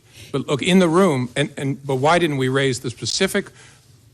It was of investigative interest to us to try and figure out, so what just happened with the president's request? So I would not have wanted to alert the White House that it had happened until we figured out, what are we going to do with this investigatively? Your testimony was that you went to Attorney General Sessions and said, don't ever leave me alone with him again. Are you saying that you also told him that he had made a request that you let it go with regard to part of the investigation of Michael Flynn? No, I specifically did not. I did not. You mentioned that from your very first meeting with the president, you decided to write a memo memorializing the conversation. What was it about that very first meeting that made you write a memo when you had not done that with two previous presidents? As I said, a combination of things. A gut feeling is an important overlay on but the circumstances, that I was alone, the subject matter, and the nature of the person that I was interacting with, and my read of that person. And yeah, and really just a gut feel laying on top of all of that, it's going to be important to protect this organization that I make records of this. And finally, did you show copies of your memos to anyone outside of the Department of Justice? Yes. And to whom did you show copies? I asked, President tweeted on Friday after I got fired that I better hope there's not tapes. I woke up in the middle of the night on Monday night, because it didn't dawn on me originally, that there might be corroboration for our conversation, there might be a tape. And my judgment was I needed to get that out into the public square. And so I asked a friend of mine to share the content of the memo with a reporter. Didn't do it myself for a variety of reasons, but I asked him to because I thought that might prompt the appointment of a special counsel. And so I asked a close friend of mine to do it. And was that Mr. Wittes? No, no. Who was that? A good friend of mine who's a professor at Columbia Law School. Thank you. Senator Heinrich. Mr. Comey, prior to January 27th of this year, have you ever had a one-on-one meeting or a private dinner with a president of the United States? No. I met dinner, no. I had two one-on-ones with President Obama that I laid out in my testimony, once to talk about law enforcement issues, law enforcement and race, which was an important topic throughout for me and for the president, and then once very briefly for him to say goodbye. Were those brief interactions? No. The one about law enforcement and race and policing, we spoke for probably over an hour, just the two of us. How unusual is it to have a one-on-one dinner with the president? Did that strike you as odd? Yes, so much so that I assumed there would be others, that he couldn't possibly be having dinner with me alone. Do you have an impression that if you had found, if you had behaved differently in that dinner, and I am quite pleased that you did not, but if you had found a way to express some sort of expression of loyalty or given some suggestion that the Flynn criminal investigation might be pursued less vigorously, do you think you would have still been fired? I don't know. It's impossible to say looking back. I don't know. But you felt like those two things were directly relevant to your the kind of relationship that the president was seeking to establish with you? Sure, yes. Yeah. The president has repeatedly talked about the Russian investigation into the U.S. Or Russia's involvement in the U.S. election cycle as a hoax and as fake news. Can you talk a little bit about what you saw as FBI director, and obviously only the parts that you can share in this setting, that demonstrate how serious this action actually was and why there was an investigation in the first place? Yes, sir. There should be no fuzz on this whatsoever. The Russians interfered in our election during the 2016 cycle. They did it with purpose, they did it with sophistication, they did it with overwhelming technical efforts, and it was an active measures campaign driven from the top of that government. There is no fuzz on that. It is a high confidence judgment of the entire intelligence community, and the members of this committee have seen the intelligence. It's not a close call. That happened. That's about as unfake as you can possibly get, and is very, very serious, which is why it's so refreshing to see a bipartisan focus on that, because this is about America, not about any particular party. So that was a hostile act by the Russian government against this country. Yes, sir. Did the president, in any of those interactions that you've shared with us today, ask you what you should be doing or what our government should be doing or the intelligence community to protect America against Russian interference in our election system? I don't recall a conversation like that. Never. No. Do you find it Not odd? not with President Trump. Right. I attended a fair number of meetings on that with President Obama. Do you find it odd that the president seemed unconcerned by Russia's actions in our election? I can't answer that because I don't know what other conversations he had with other advisors or other intelligence community leaders. So I just don't know sitting here. Did you have any interactions with the president that suggested he was taking that hostile action seriously? I don't remember any interactions with the president other than the initial briefing on January the 6th. I don't remember, could be wrong, but I don't remember any conversations with him at all about that. As you're very aware, it was only the two of you in the room for that dinner. You've told us that the president asked you to back off the Flynn investigation. The president told a reporter. Not in that dinner. Fair enough. Told the reporter he never did that. You've testified that the president asked for your loyalty in that dinner. The White House denies that. A lot of this comes down to who should we believe? Do you want to say anything as to why we should believe you? Probably, my mother raised me not to say things like this about myself, so I'm not going to. I think people should look at the whole body of my testimony, because as I used to say to juries, that when I talked about a witness, you can't cherry pick it. You can't say, I like these things he said, but on this, he's a dirty, rotten liar. Right. You got to take it all together, and I've tried to be open and fair and transparent and accurate. A really significant fact to me is, so why did he kick everybody out of the Oval Office? Why would you kick the Attorney General, the President, the Chief of Staff out to talk to me if it was about something else? And so that to me, as an investigator, is a very significant fact. And as we look at testimony or as communication from both of you, we should probably be looking for consistency.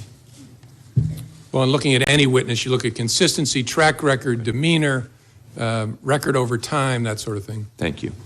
So there are reports that the incoming Trump administration, either during the transition and or after the inauguration, attempted to set up a sort of backdoor communication channel with the Russian government using their infrastructure, their devices or facilities. What would be the risks, particularly for a transition, someone not actually in the office of the president yet, to setting up unauthorized channels with a hostile foreign government, especially if they were to evade our own American intelligence services? I'm not going to comment on whether that happened in an open setting, but the primary risk is obvious. You spare the Russians the cost and effort of having to break into our communications channels by using theirs. And so you make it a whole lot easier for them to capture all of your conversations and then to use those to the benefit of Russia against the United States. The memos that you wrote, did you write all 9 of them in a way that was designed to prevent them from needing classification? No. And on a few of the occasions I sent emails to my chief of staff or others on some of the brief phone conversations that I recall. The first one was a classified briefing. Although it wasn't in a SCIF, it was in a conference room at Trump Tower. It was a classified briefing, and so I wrote that on a classified device. The one I started typing in the car, that was a classified laptop that I started working on. Any reason in a classified environment, in a SCIF, that this committee it would not be appropriate to see those communications from, at least from your perspective as the author? No. Thank you, Mr. Chairman. Senator Blunt. Thank you, Mr. Chairman. Mr. Comey, when you were terminated at the FBI, I said and still continue to feel that you have provided years of great service to the country. I also said that I'd had significant questions over the last year about some of the decisions you made. If the president hadn't terminated your service, would you still be, in your opinion, the director of the FBI today? Yes, sir. So you took as a direction from the president something that you thought was serious and troublesome, but continued to show up for work the next day. Yes, sir. And 6 weeks later, we're telling the president on March the 30th that he was not personally the target of any investigation. Correct. On March the 30th, and I think again on April 11th as well, I told him we're not investigating him personally. That was true. Well, the point to me, the concern to me there is that all these things are going on. You now, in retrospect, or at least you now, to this committee, that you had serious concerns about what the president had, you believe, directed you to do, and had taken no action, hadn't even reported up the chain of command, assuming you believe there is an up the chain of command, that these things had happened. Do you have a sense of that, looking back, that that was a mistake? No. In fact, I think no action was the most important thing I could do to make sure there was no interference with the investigation. And on the Flynn issue specifically, I believe you said earlier that you believe the president was suggesting you drop any investigation of Flynn's account of his conversation with the Russian ambassador, which was essentially misleading the vice president and others? Correct. And I'm not going to go into the details, but whether there were false statements made to government investigators as well. Any suggestion that General Flynn had violated the Logan Act, I always find pretty incredible. The Logan Act's been on the books for over 200 years. Nobody's ever been prosecuted for violating the Logan Act. My sense would be that the discussion, not the problem, misleading investigators or the vice president might have been. That's fair. Yes, sir. And had you previously on February the 14th discussed with the president in the previous meeting anything your investigators had learned or their impressions from talking to Flynn? No, sir. So he said he's a good guy, you said he's a good guy, and that was no further action taken on that. Well, he said more than that, but there was the action was, I wrote it up, briefed our senior team, tried to figure out what to do with it, and just made a decision. We're going to hold this and then see what we make of it down the road. Yes, sir. Was it your view that not briefing up meant you really had no responsibility to report that to the Justice Department in some way? I think at some point, and I don't know what Director Mueller is going to do with it, but at some point, I was sure we were going to brief it to the team in charge of the case. But our judgment was, in the short term, doesn't make sense to, no fuzz on the fact I reported to the Attorney General. That's why I stressed he shouldn't be kicked out of the room. But it didn't make sense to report to him now. You know, you said the Attorney General said, I don't want to be in the room with him alone again, but you continued to talk to him on the phone. What is the difference in being in the room alone with him and talking to him on the phone alone? Yeah, I think what I stressed to the Attorney General is a little broader than just the room. I said, I report to you. It's very important you be between me and the White House. After that discussion with the Attorney General, did you take phone calls from the president? Yes, sir. So why did you just say you need to talk to, why didn't you say, I'm not taking that call, you need to talk to the Attorney General?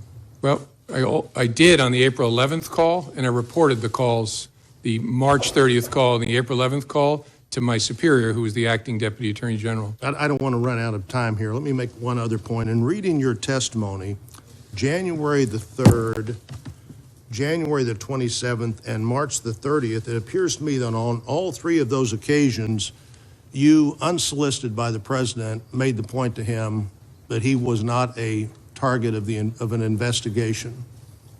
Correct. Yes, sir. One, I thought the March 30th, very interesting. You said, well, even though you may not want us, that was the 27th, where he said, why don't you look into that dossier thing more? You said, well, you may not want that because then we couldn't tell you couldn't say we couldn't answer the question about you being a target of the investigation, but you didn't seem to be answering that question anyhow. As Senator Rubio pointed out, the one unanswered, unleaked question seems to have been that in this whole period of time. But you said something earlier I don't want to fail to follow up on.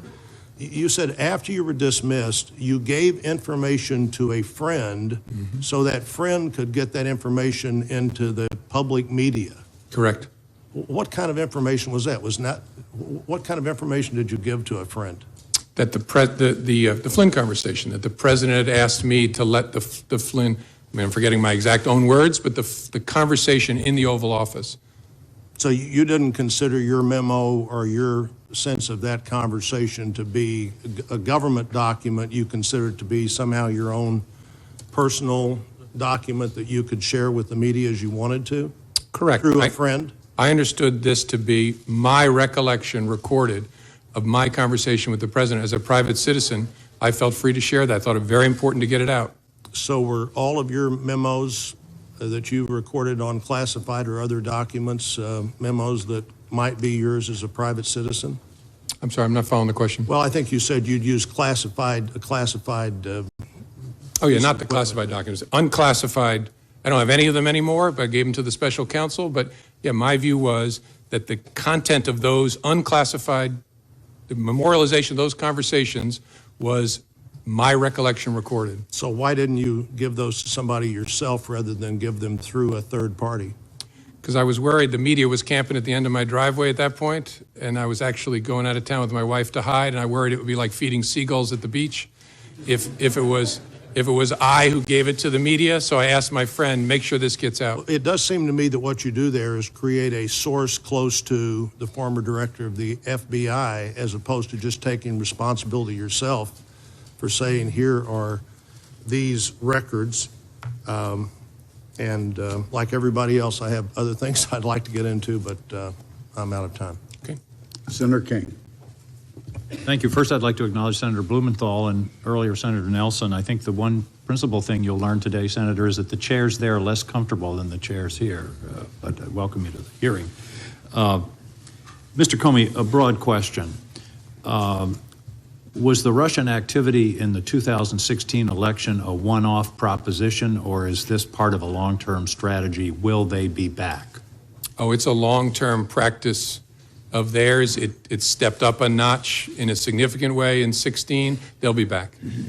I think that's very important for the American people to understand that this is very much a forward-looking investigation in terms of how do we understand what they did and how do we prevent it. Would you agree that that's a big part of our role here? Yes, sir, and it's not a Republican thing or a Democratic thing. It really is an American thing. They're going to come for whatever party they choose to try and work on behalf of, and they're not devoted to either, in my experience. They're just about their own advantage, and they will be back. That's my observation. I don't think Putin is a Republican or a Democrat. He's an opportunist. I think that's a fair statement. With regard to the several of these conversations, in his interview with Lester Holt on NBC, the president said, I had dinner with him. He wanted to have dinner because he wanted to stay on. Is this an accurate statement? No, sir. Did you in any way initiate that dinner? No. He called me at my desk at lunchtime and asked me, was I free for dinner that night? And called himself and said, can you come over for dinner tonight? And I said, yes, sir. He said, will 6 work? I think he said 6 first. And then he said, I was going to invite your whole family, but we'll do that next time. I wanted you to come over. And is that a good time? I said, sir, whatever works for you. And then he said, how about 6:30? And I said, whatever works for you, sir. And then I hung up and had to call my wife and break a date with her. I was supposed to take her out to dinner that night. That's one of the all-time great excuses for breaking a date. Yeah. In retrospect, I love spending time with my wife. I wish I'd been there that night. That's one question I'm not going to follow up, Mr. Comey. But in that same interview, the president said, in one case I called him and in one case he called me. Is that an accurate statement? No. Did you ever call the president? No. I might. The only reason I'm hesitating is I think there was at least one conversation where I was asked to call the White House switchboard to be connected to him, but I never initiated a communication with the president. And in his press conference on May 18th, the president was asked whether he had urged you to shut down the investigation into Michael Flynn. The president responded, quote, no, no. Next question. Is that an accurate statement? I don't believe it is. Thank you. With regard to the question of him being personally under investigation, Does that mean that the dossier is not being reviewed or investigated or followed up on in any way? I obviously can't comment either way. I can't talk in an open setting about the investigation as it was when I was the head of the FBI, and obviously it's Director Bob Mueller's responsibility now, so I don't know. So clearly your statements to the president back in these various times when you assured him he wasn't under investigation were as of that moment. Is that correct, is it Correct. not? Correct. Now, on the Flynn investigation, is it not true that Mr. Flynn was and is a central figure in this entire investigation of the relationship between the Trump campaign and the Russians? I can't answer that in an open setting, sir. And certainly Mr. Flynn was part of the so-called Russian investigation. Can you answer that question? I have to give you the same answer. All right. We'll be having a closed session shortly, so we will follow up on that. In terms of his comments to you about, I think you were in response to Mr. Risch, Senator Risch, he said, I hope you will hold back on that.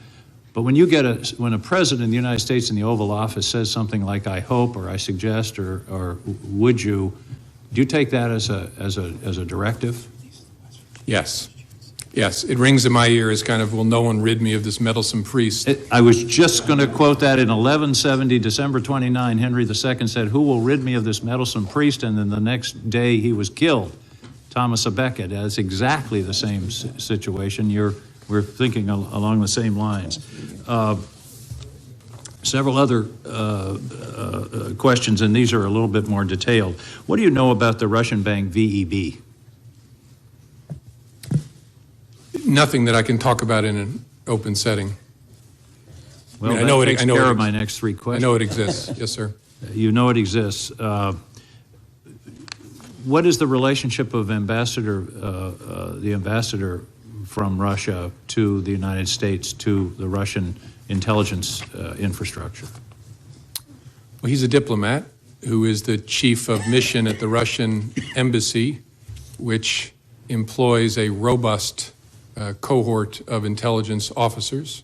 And so surely he's witting of their very, very aggressive intelligence operations, at least some of it in the United States. I don't consider him to be an intelligence officer himself. He's a diplomat. Did the FBI ever brief the Trump administration about the advisability of interacting directly with Ambassador Kislyak? I think all I can say sitting here is there were a variety of defensive briefings given to the incoming administration about the counterintelligence risk. Back to Mr. Flynn, would closing out the Flynn investigation have impeded the overall Russian investigation? No, well, unlikely, except to the extent, there's always a possibility if you have a criminal case against someone and you bring it and squeeze them, you flip them, and they give you information about something else. But I saw the two as touching each other, but separate. With regard to your memos, isn't it true that in a court case when you're weighing evidence, contemporaneous memos and contemporaneous statements to third parties are considered probative in terms of the validity of testimony? Yes. Thank you. Thank you, Mr. Chairman. Senator Cotton, Senator Langford. Well, Director Comey, good to see you again. You too. We've had multiple opportunities to be able to visit, as everyone on this dais has, and I appreciate you and your service and what you have done for the nation for a long time, what you've continued to do. I've told you before in the heat of last year when we had the opportunity to visit personally that I pray for you and for your family because you do carry a tremendous amount of stress, and that is still true today. Thank you. Let me walk through a couple things with you. Your notes are obviously exceptionally important because they give a very rapid account of what you wrote down and what you perceived happened in those different meetings. Have you had the opportunity to be able to reference those notes when you were preparing the written statement that you put for us today? Yes. Yes. I think nearly all of my written recordings of my conversations, I had a chance to review them before filing my statement. Do you have a copy of any of those notes personally? I don't. I turned them over to Bob Mueller's investigators. The individual that you told about your memos that then was sent on to the New York Times, did they have a copy of those memos or were they told orally of those memos? Had a copy, I had a copy at the time. Do they still have a copy of those memos? It's a good question. I think so. I guess I can't say for sure sitting here, but I guess I don't know, but I think so. So the question is, could you ask them to hand that copy right back to you so you could hand them over to this committee? Potentially. I would like to move that from potential to see if we can ask that question, so we can have a copy of those. Obviously, those notes are exceptionally important to us, to be able to go through the process so we can continue to get to the facts as we see it. As you know, the written documents are exceptionally important. Yeah. Are there other documents that we need to be aware of that you used in your preparation for your written statement that we should also have that would assist us in helping with this? Not that I'm aware of, no. Past the February the 14th meeting, which is a very important meeting, obviously, as we discuss the conversations here about Michael Flynn. When the president asked you about, he hopes that you would let this go, and the conversation back and forth about being a good guy. After that time, did the president ever bring up anything about Michael Flynn again to you? You had multiple other conversations you have documented with the president.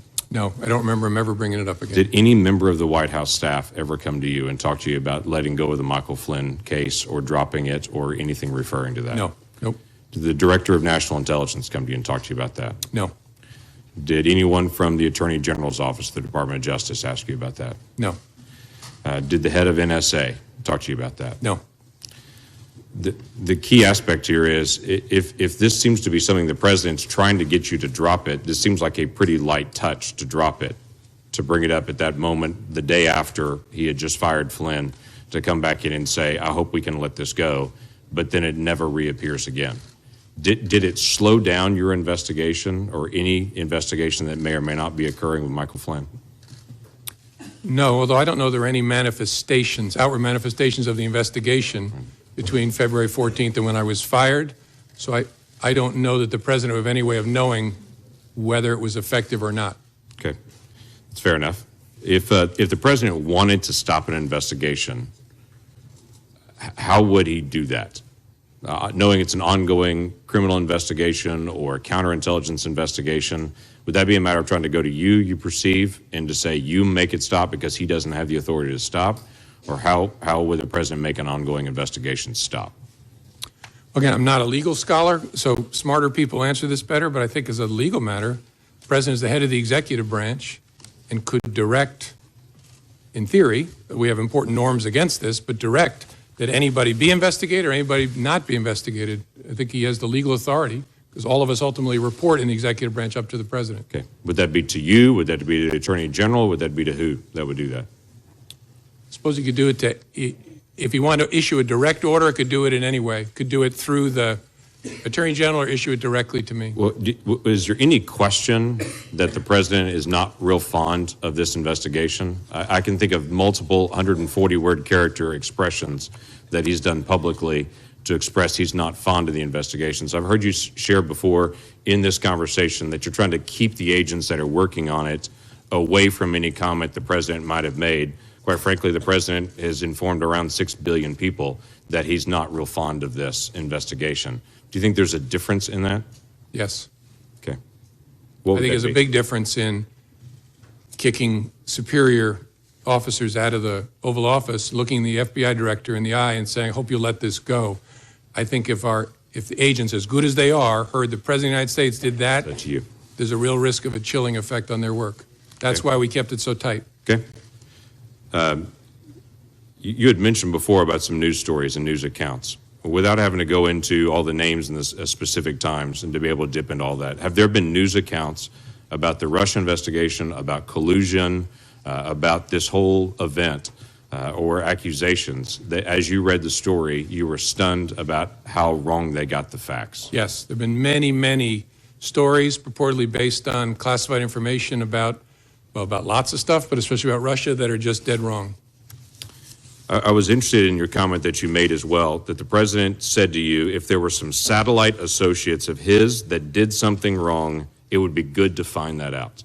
That the president seemed to talk to you specifically on March the 30th and say, I'm frustrated that the word is not getting out that I'm not under investigation, but if there are people that are in my circle that are, let's finish the investigation. Is that how you took it as well? Yes, sir. Yes. And then you made a comment earlier about the Attorney General, previous Attorney General, asking you about the investigation on the Clinton emails, saying that you've been asked not to call it an investigation anymore, but to call it a matter. And you had said that confused you. Can you give us additional details on that? Well, it concerned me because we were at the point where we had refused to confirm the existence, as we typically do, of an investigation for months. And it was getting to a place where that looked silly because the campaigns were talking about interacting with the FBI in the course of our work. The Clinton campaign at the time was using all kinds of euphemisms, security review, matters, things like that for what was going on. We were getting to a place where the Attorney General and I were both going to have to testify and talk publicly about it. And I wanted to know, was she going to authorize us to confirm we had an investigation? And she said, yes, but don't call it that, call it a matter. And I said, why would I do that? And she said, just call it a matter. And again, you look back in hindsight, you think, should I have resisted harder? I just said, all right, this isn't a hill worth dying on. And so I just said, okay, the press is going to completely ignore it. And that's what happened. When I said, we have opened a matter, they all reported the FBI has an investigation open. And so that concerned me because that language tracked the way the campaign was talking about the FBI's work, and that's concerning. It gave the impression that the campaign was somehow using the same language as the FBI because you were handed the campaign language and told to be able to use the campaign language. And again, I don't know whether it was intentional or not, but it gave the impression that the Attorney General was looking to align the way we talked about our work with the way a political campaign was describing the same activity, which was inaccurate. We had a criminal investigation open. As I said before, the Federal Bureau of Investigation. We had an investigation open at the time, and so that gave me a queasy feeling. Thank you. Senator Manchin. Thank you, Mr. Chairman. Thank you, Mr. Comey. I appreciate very much you being here. West Virginians are very interested in this hearing that we're having today. I've had over 600 requests for questions to ask you from my fellow West Virginians, and most of them have been asked. And there's quite a few of them that were quite detailed while asking our classified hearing. I want to thank you, first of all, for coming and agreeing to be here, volunteering, but also volunteering to stay into the classified hearing. I don't know if you had a chance to watch our hearing yesterday. I watched part of it, yes, sir. And it was quite troubling. My colleagues here had some very pointed questions they wanted answers to. They weren't classified. They could have answered in this open setting. They refused to do so. So that even makes us much more appreciative of your cooperation. Sir, the seriousness of the Russian aggressions in our past elections, and knowing that it'll be ongoing, as Senator King had alluded to, what's your concerns there? I mean, what should the American public understand? People said, well, why are we worried about this? Why make such a big deal out of this Russian investigation?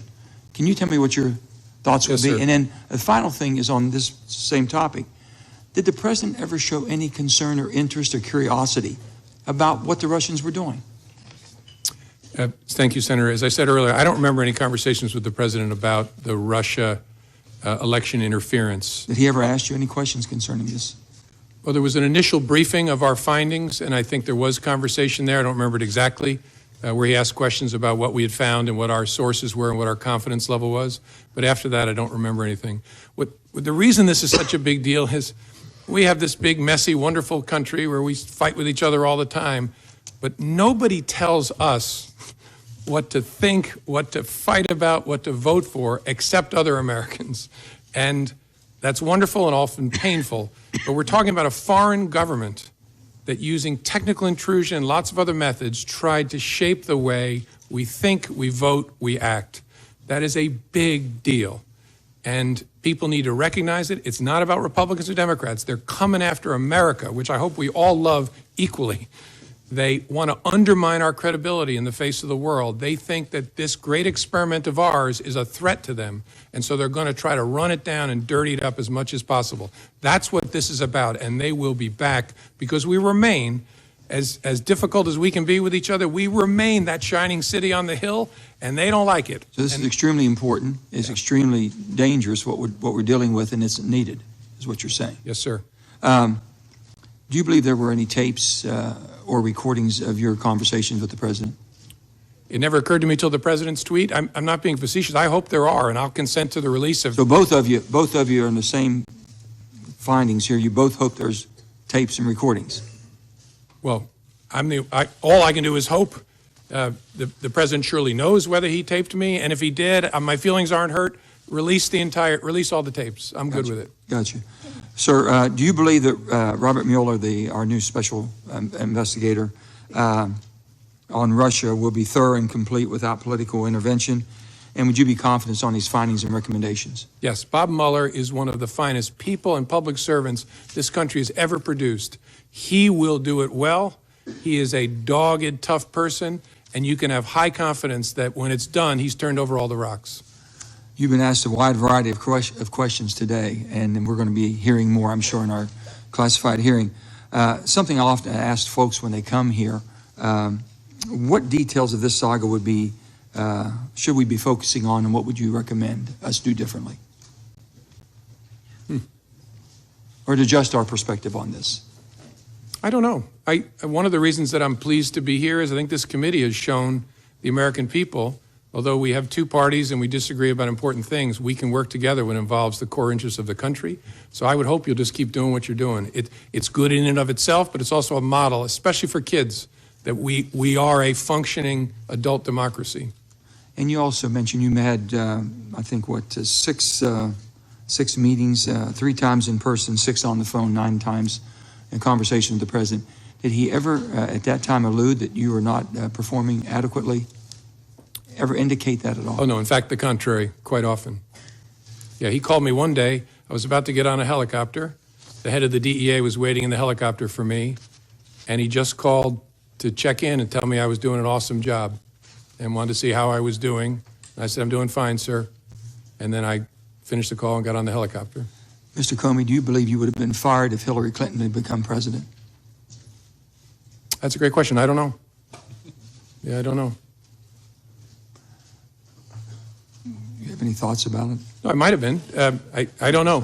Look, I've said before, that was an extraordinarily difficult and painful time. I think I did what I had to do. I knew it was going to be very bad for me personally, and the consequence of that might have been, if Hillary Clinton was elected, I might have been terminated. I don't know. I really don't. My final question will be, after February 14th meeting in the Oval Office, you mentioned that you asked Attorney General Sessions to ensure that you were never left alone with the president. Did you ever consider why Attorney General Sessions was not asked to stay in the room? Oh, sure. I did, and have. And in that moment, I knew. You ever talked to him about it? No. You never had a discussion with Jeff Sessions on this? No, not at all. On any of your meetings? No. Did he inquire? Did he show any inquiry whatsoever? What was that meeting about? No. Oh, you're right. I did say to him, I'd forgotten this, when I talked to him and said, you have to be between me and the president, and that's incredibly important, and I forget my exact words, I passed along the president's message about the importance of aggressively pursuing leaks of classified information, which is a goal I share, and I passed that along to the Attorney General. I think it was the next morning in a meeting, but I did not tell him about the Flynn part. Do you believe this will rise to the obstruction of justice? I don't know. That's Bob Mueller's job to sort that out. Thank you, sir.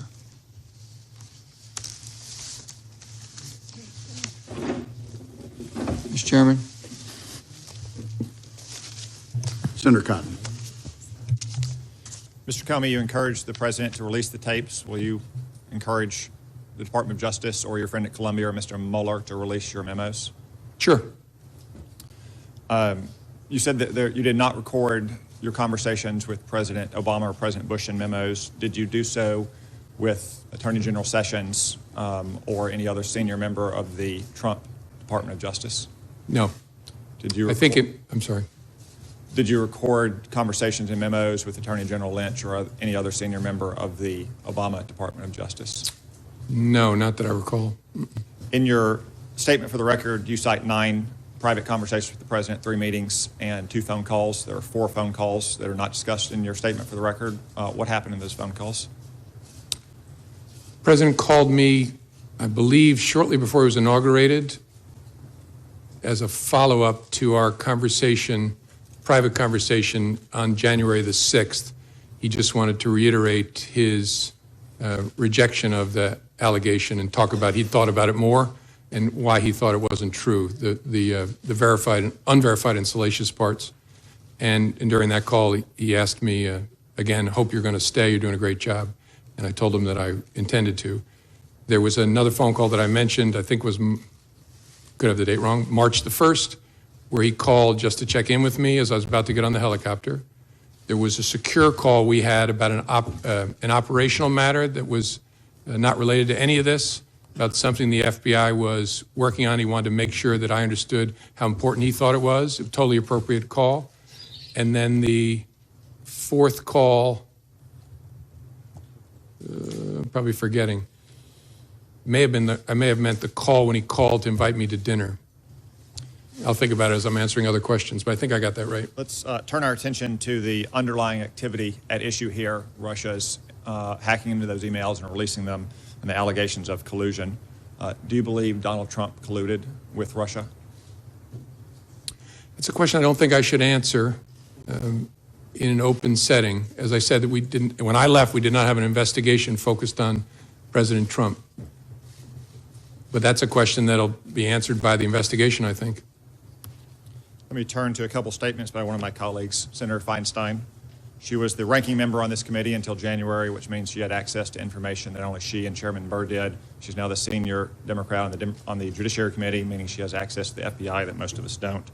On May 3rd, on CNN's Wolf Blitzer show, she was asked, do you have evidence that there was in fact collusion between Trump associates and Russia during the campaign? She answered, not at this time. On May 18th, at the same show, Mr. Blitzer said, the last time we spoke, Senator, I asked if you had actually seen any evidence of collusion between the Trump campaign and the Russians, and you said to me, and I'm quoting you now, you said, not at this time. Has anything changed since we last spoke? Senator Feinstein said, well, no, it hasn't. Do you have any reason to doubt those statements? I don't doubt that Senator Feinstein was saying what she understood. I just don't want to go down that path, first of all, because I'm not in the government anymore, and answering in the negative, I just worry leads me deeper and deeper into talking about the investigation in an open setting. I'm always trying to be fair. I don't want to be unfair to President Trump. I'm not trying to suggest by my answer something nefarious, but I don't want to get into the business of saying not as to this person, not as to that person. On February 14th, the New York Times published a story, the headline of which was, Trump campaign aides had repeated contacts with Russian intelligence. You were asked earlier if that was an inaccurate story, and you said in the main. Would it be fair to characterize that story as almost entirely wrong? Yes. Did you have, at the time that story was published, any indication of any contact between Trump people and Russians, intelligence officers, other government officials, or close associates of the Russian government? That's one I can't answer sitting here. We can discuss that in a classified setting then. I want to turn attention now to Mr. Flynn and the allegations of his underlying conduct. To be specific, his alleged interactions with the Russian ambassador on the telephone, and then what he said to senior Trump administration officials and Department of Justice officials. I understand there are other issues with Mr. Flynn related to his receipt of foreign monies or disclosure of potential advocacy activity on behalf of foreign governments. Those are serious and credible allegations that I'm sure will be pursued, but I want to speak specifically about his interactions with the Russian ambassador. There was a story on January 23rd in the Washington Post that says, entitled, FBI reviewed Flynn's calls with Russian ambassador but found nothing illicit. Is this story accurate? I don't want to comment on that, Senator, because I'm pretty sure the Bureau has not confirmed any interception of communications. And so I don't want to talk about that in an open setting. Would it be improper for an incoming national security advisor to have a conversation with a foreign ambassador? In my experience, no. But you can't confirm or deny that the conversation happened, and we would need to know the contents of that conversation to know if it was in fact improper. Yeah, I don't think I can talk about that in an open setting. And again, I've been out of government now a month, so I also don't want to talk about things when it's now somebody else's responsibility. But maybe in the classified setting, we can talk more about that. You stated earlier that there wasn't an open investigation of Mr. Flynn in the FBI. Did you or any FBI agent ever sense that Mr. Flynn attempted to deceive you or made false statements to an FBI agent? I don't want to go too far. That was the subject of the criminal inquiry. Did you ever come close to closing the investigation on Mr. Flynn? I don't think I can talk about that in an open setting either. We can discuss these more in the closed setting then. Mr. Comey, in 2004, you were a part of a well-publicized event about an intelligence program that had been recertified several times, and you were acting Attorney General when Attorney General John Ashcroft was incapacitated due to illness. There was a dramatic showdown at the hospital here. The next day, you said that you wrote a letter of resignation and signed it before you went to meet with President Bush to explain why you refused to certify it. Is that accurate? Yes, I think so. At any time in the 3.5 months you were the FBI director during the Trump administration, did you ever write and sign a letter of recommendation and leave it on your desk? Letter of resignation? No, sir. Letter of resignation? No, sir. So despite all of the things that you've testified to here today, you didn't feel this rose to the level of an honest but serious difference of legal opinion between accomplished and skilled lawyers in that 2004 episode? I wouldn't characterize the circumstances in 2004 that way, but to answer, no, I didn't encounter any circumstance that led me to intend to resign, consider to resign. No, sir. Thank you. Senator Harris. Director Comey, I want to thank you. You are now a private citizen, and you are enduring a Senate Intelligence Committee hearing, and each of us gets 7 minutes instead of 5 as yesterday to ask you questions. So thank you. Now, for wanting I'm to between speak truth. opportunities Well, now, so. Well, you are. I'm sure you'll have future opportunities. You know, you and I are both former prosecutors. I'm not going to require you to answer. I just want to make a statement that in my experience of prosecuting cases, when a robber held a gun to somebody's head and said, "I hope you will give me your wallet," the word hope was not the most operative word at that moment. But you don't have to respond to that point. I have a series of questions to ask you, and they're going to start with, are you aware of any meetings between the Trump administration officials and Russian officials during the campaign that have not been acknowledged by those officials in the White House? That's not even if I remember clearly, that's not a question I can answer in an open setting. Are you aware of any efforts by Trump campaign officials or associates of the campaign to hide their communications with Russian officials through encrypted communications or other means? I have to give you the same answer, Senator. Sure. In the course of the FBI's investigation, did you ever come across anything that suggested that communications records, documents, or other evidence had been destroyed? I think I got to give you the same answer because it would touch on investigative matters. And are you aware of any efforts or potential efforts to conceal communications between campaign officials and Russian officials? I think I have to give you the same answer, Senator. Thank you. As a former Attorney General, I have a series of questions about your connection with the Attorney General during the course of your tenure as Director. What is your understanding of the parameters of General Sessions' recusal from the Russia investigation?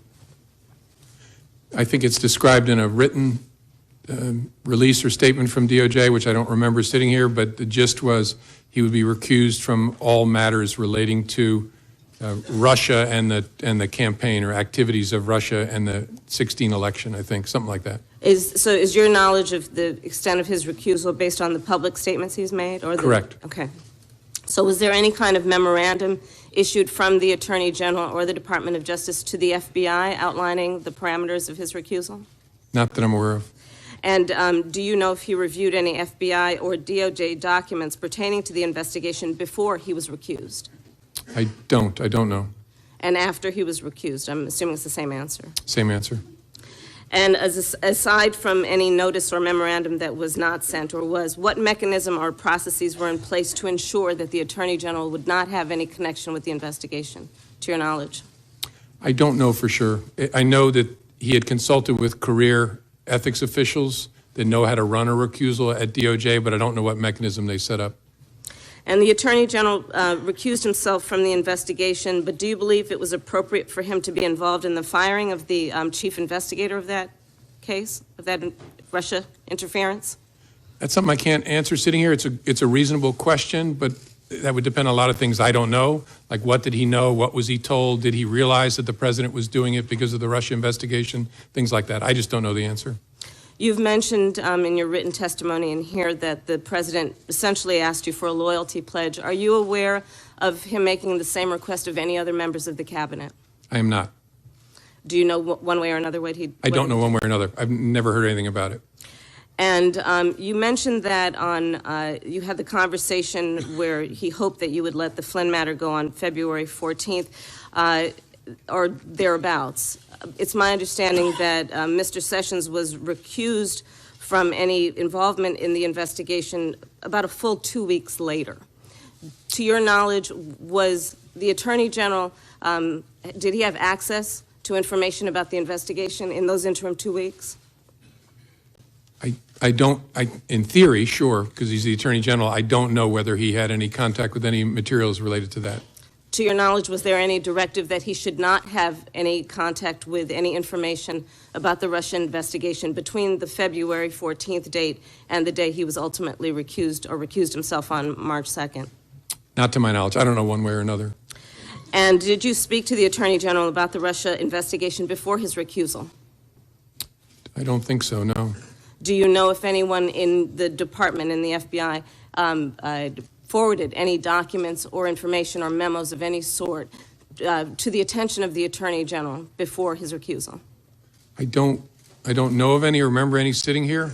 It's possible, but I don't remember any.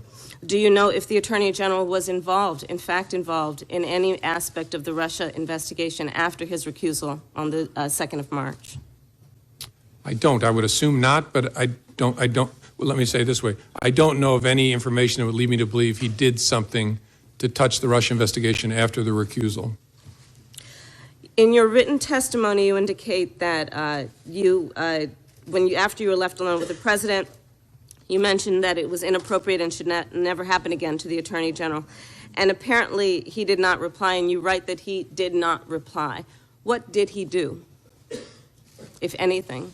Did he just look at you? Was there a pause for a moment? What happened? I don't remember real clearly. I have a recollection of him just kind of looking at me, and there's a danger here I'm projecting onto him, so this may be a faulty memory, but I kind of got, his body language gave me the sense like, what am I going to do? Did he shrug? I don't remember clearly. I think the reason I have that impression is I have some recollection of almost imperceptible, like, what am I going to do? But I don't have a clear recollection of that. He didn't say anything. And on that same February 14th meeting, you said you understood the president to be requesting that you drop the investigation. After that meeting, however, you received 2 calls from the president, March 30th and April 11th, where the president talked about a cloud over his presidency. Has anything you've learned in the months since your February 14th meeting changed your understanding of the president's request? I guess it would be what he has said in public documents or public interviews? Correct. Okay. And is there anything about this investigation that you believe is in any way biased or is not being informed by a process of seeking the truth? No. The appointment of a special counsel should offer great, especially given who that person is, great comfort to Americans, no matter what your political affiliation is, that this will be done independently, competently, and honestly. And do you believe that he should have full authority, Mr. Mueller, to be able to pursue that investigation? Yes, and knowing him well over the years, if there's something that he thinks he needs, he will speak up about it. Do you believe he should have full independence? Oh, yeah. And he wouldn't be part of it if he wasn't going to get full independence. Thank you. Senator Cornyn. Thank you, Mr. Chairman. Mr. Comey, I'll repeat what I've said at previous hearings, that I believe you're a good and decent man who's been dealt a very difficult hand, starting back with the Clinton email investigation. And I appreciate your willingness to appear here today voluntarily and answer our questions and cooperate with our investigation. As a general matter, if an FBI agent has reason to believe that a crime has been committed, do they have a duty to report it? That's a good question. I don't know that there's a legal duty to report it. They certainly have a cultural, ethical duty to report it. You're unsure whether they would have a legal duty? Yeah, it's a good question. I've not thought about it before. I don't know where the legal, there's a statute that prohibits misprision of a felony, knowing of a felony, and taking steps to conceal it, but this is a different question. And so look, let me be clear. I would expect any FBI agent who has information about a crime being committed to report it. Me too. But where you rest that obligation, I don't know. It exists. And let me ask you as a general proposition, if you're trying to make an investigation go away, is firing an FBI director a good way to make that happen? By that, I mean... Yeah, it doesn't make a lot of sense to me, but I'm obviously hopelessly biased, given that I was the one fired. I understand it's personal. No, given the nature of the FBI, I meant what I said. There's no indispensable people in the world, including at the FBI, that there's lots of bad things about me not being at the FBI. Most of them are for me, but the work's going to go on as before. So nothing that's happened that you've testified to here today has impeded the investigation of the FBI or Director Mueller's commitment to get to the bottom of this from the standpoint of the FBI and the Department of Justice. Would you agree with that? Correct. Especially the appointment of former Director Mueller is a critical part of that equation. Let me take you back to the Clinton email investigation. I think you've been cast as a hero or a villain, depending on the whose political ox is being gored at many different times during the course of the Clinton email investigation, even now perhaps. But you clearly were troubled by the conduct of the sitting Attorney General, Loretta Lynch, when it came to the Clinton email investigation. You mentioned the characterization that you'd been asked to accept that this was a matter and not a criminal investigation, which you said it was. There was the matter of President Clinton's meeting on the tarmac with the sitting Attorney General at a time when his wife was subject to a criminal investigation, and you suggested that perhaps there are other matters that you may be able to share with us later on in a classified setting. But it seems to me that you clearly believe that Loretta Lynch, the Attorney General, had an appearance of a conflict of interest on the Clinton email investigation. Is that correct? I think that's fair. I didn't believe she could credibly decline that investigation, at least not without grievous damage to the Department of Justice and to the FBI. And under Department of Justice and FBI norms, wouldn't it have been appropriate for the Attorney General, or if she had recused herself, which she did not do, for the Deputy Attorney General to appoint a special counsel? That's essentially what's happened now with Director Mueller. Would that have been an appropriate step in the Clinton email investigation, in your opinion? Certainly a possible step, yes, sir. And were you aware that Ms. Lynch had been requested numerous times to appoint a special counsel and had refused? Yes, I think members of Congress had repeatedly asked, yes, sir. Yours truly did on multiple occasions. And that heightened your concerns about the appearance of a conflict of interest with the Department of Justice, which caused you to make what you have described as an incredibly painful decision to basically take the matter up yourself, and led to that July press conference. Yes, sir. After the former President Clinton, met on the plane with the Attorney General, I considered whether I should call for the appointment of a special counsel, and I decided that that would be an unfair thing to do because I knew there was no case there. We had investigated it very, very thoroughly. I know this is a subject of passionate disagreement, but I knew there was no case there, and calling for the appointment of a special counsel would be brutally unfair because it would send the message, aha, there's something here. That was my judgment. Again, lots of people have different views of it, but that's how I thought about it. Well, if a special counsel had been appointed, they could have made that determination that there was nothing there and declined to pursue it, right? Sure, but it would have been many months later or a year later. Let me just ask you to, given the experience of the Clinton email investigation and what happened there, do you think it's unreasonable for anyone, any president, who has been assured on multiple occasions that he's not the subject of an FBI investigation, do you think it's unreasonable for them to want the FBI director to publicly announce that so that this cloud over his administration would be removed? I think that's a reasonable point of view. The concern would be obviously, because if that boomerang comes back, it's going to be a very big deal because there will be a duty to correct. Well, we saw that in the Clinton email investigation, of course. Yes, I recall that. Yeah, I know you do.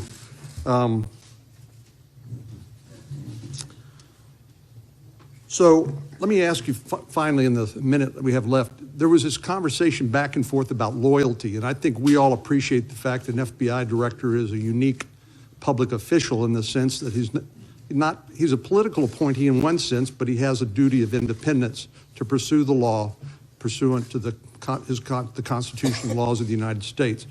And so when the president asked you about loyalty, you got in this back and forth about, well, I'll pledge you my honesty. And then it looks like, from what I've read, you agreed upon honest loyalty or something like that. Is that the characterization? Yes. Thank you very much. Thank you, sir. Senator Reid. Thank you, Mr. Chairman. Thank you, Director Comey. There have been press reports that the president, in addition to asking you to drop the Flynn investigation, has asked other senior intelligence officials to take steps which would tend to undermine the investigation into Russia. There's been reports that he's asked DNI Coates and Admiral Rogers to make public statements exonerating him or taking the pressure off him, and also reports about Admiral Rogers and Director Pompeo to intervene and reach out to the FBI and ask them. Are you aware of any of these, or do you have any information with respect to any of these allegations? I don't. I'm aware of the public reporting, but I had no contact, no conversation with any of those leaders about that subject. Thank you. You have testified that you interpret the discussion with the president about Flynn as a direction to stop the investigation. Is that correct? Yes. You've testified that the president asked you to lift the cloud by essentially making public statements exonerating him and perhaps others. You refused, correct? I didn't do it. I didn't refuse the president. I told him we would see what we could do, and then the second time he called, I told him in substance, that's something your lawyer will have to take up with the Justice Department. And part of the underlying logic was that, we've discussed many times throughout this morning, is the duty to correct. That is a theoretical issue, but also a very practical issue.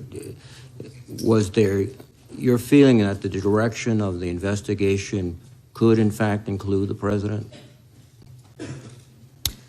Well, in theory, I mean, as I explained, the concern of one of my senior leader colleagues was, if you're looking at potential coordination between the campaign and Russia, the person at the head of the campaign is the candidate. So logically, this person argued, the candidate's knowledge, understanding will logically become a part of your inquiry if it proceeds.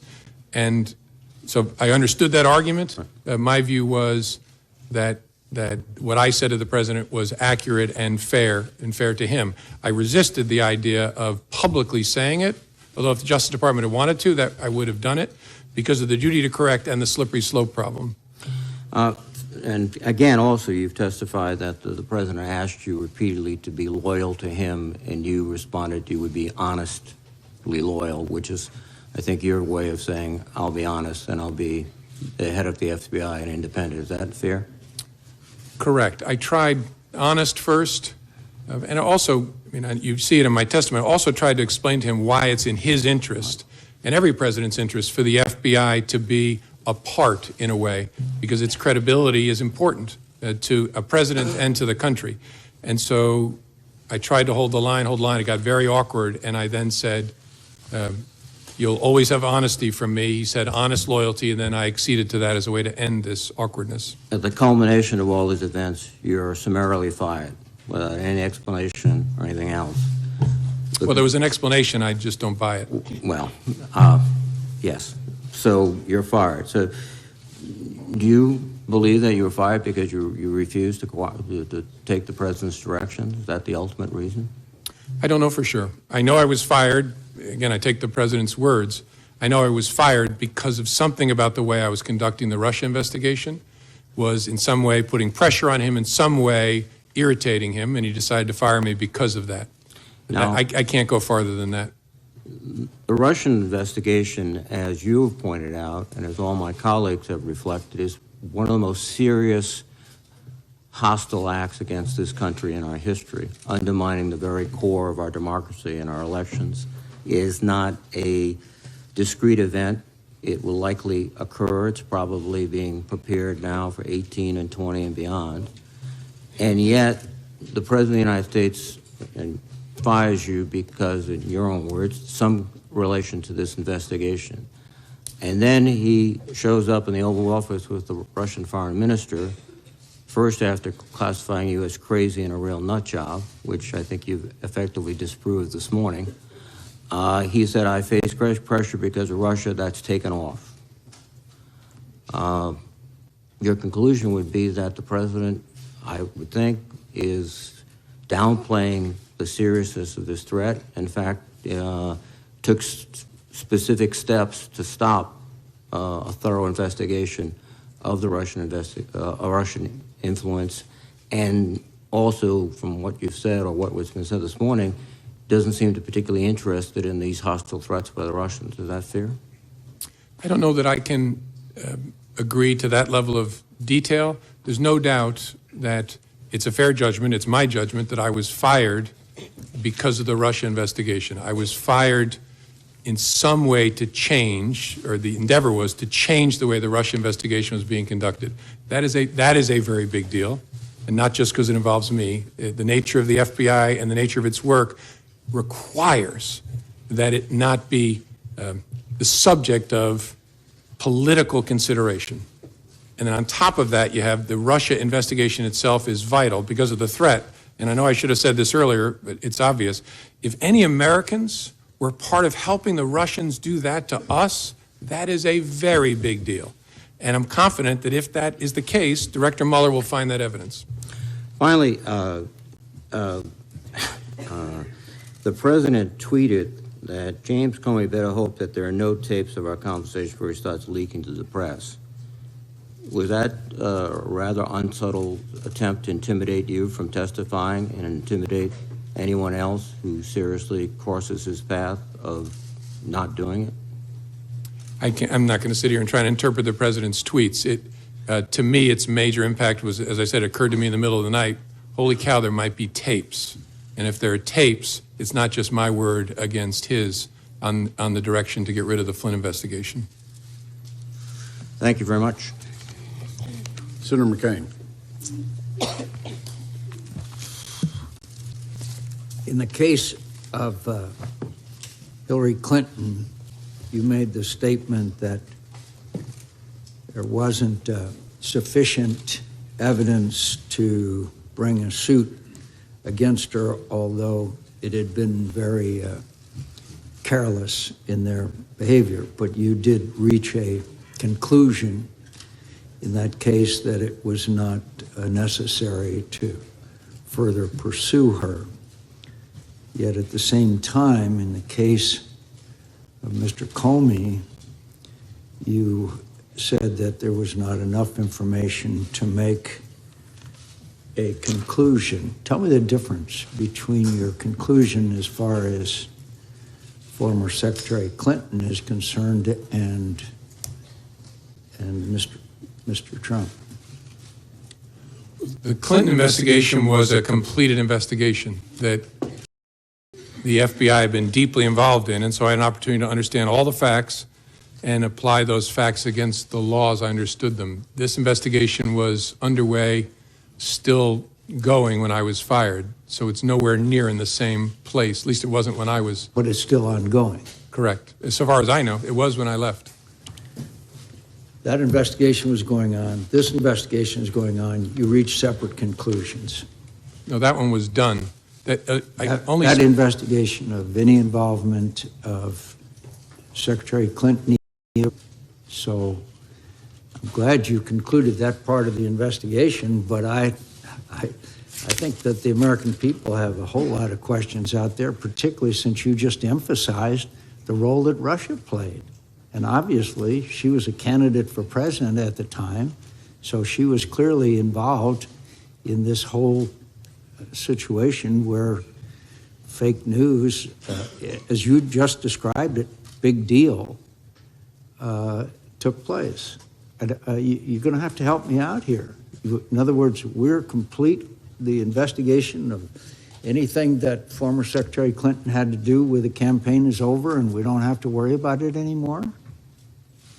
With respect to Secretary, I'm a little confused, Senator. With respect to Secretary Clinton, Yeah. we investigated criminal investigation in connection with her use of a personal email server. I understand. And that's the investigation I announced the conclusion of on July 5th. So, but at the same time, you made the announcement there would be no charges brought against then Secretary Clinton for any activities involved in the Russia involvement in our engagement in our election.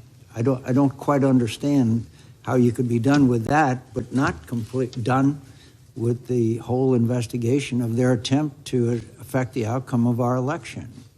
No, I'm sorry. We're not, at least when I left, when I was fired on May the 9th, there was still an open, active investigation to understand the Russian efforts and whether any Americans work with them. But you reached the conclusion that there was no reason to bring charges against Secretary Clinton. So you reached a conclusion.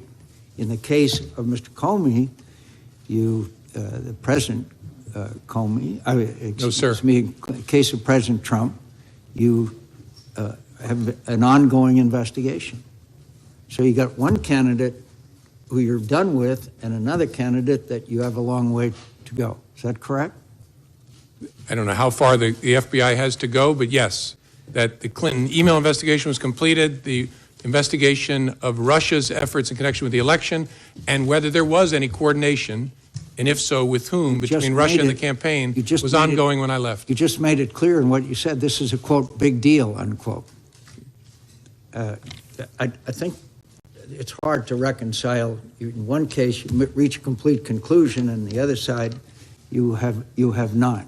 And you, in fact, obviously, there's a lot more there, as we know, as you called it, a, quote, big deal. She's one of the candidates. But in her case, you say there would be no charges, and in the case of President Trump, the investigation continues. What has been brought out in this hearing is more and more emphasis on the Russian engagement and involvement in this campaign. How serious do you think this was? Very serious, but I want to say something, be clear. We have not announced. We had that thing, you know. Did that arouse your curiosity as what, quote, that thing was? Yes. Why didn't you ask him? It didn't seem to me to be important for the conversation we were having to understand it. I took it to be an effort to communicate to me that there is a relationship between us where I've been good to you, you should be good to me. Yeah, but I think it would intensely arouse my curiosity if the President of the United States said, we had that thing, you know. I'd like to know what the hell that thing is, particularly if I'm the director of the FBI. Yeah, I get that, Senator. Honestly, I'll tell you what, this is speculation, but what I concluded at the time is in his memory, he was searching back to our encounter at the dinner and was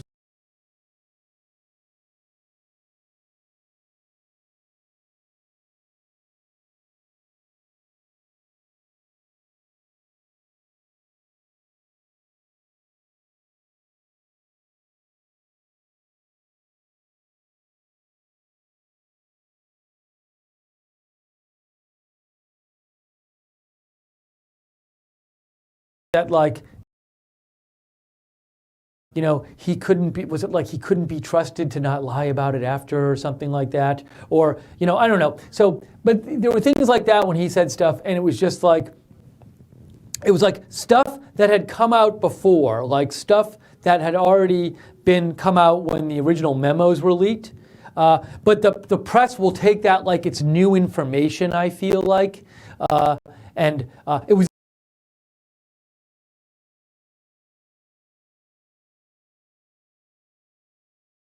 definitely stuff that was out yesterday in this document. Well, a lot of it, I mean, there was stuff in this document. So my point is, I think the press will take these comments that are not new news about Comey's negative inferences about the president. Negative, it's not like negative judgments Comey made about, like, say, the president's personality, the president's tendencies, and they'll run with that like it's some huge new news when it's not huge new news.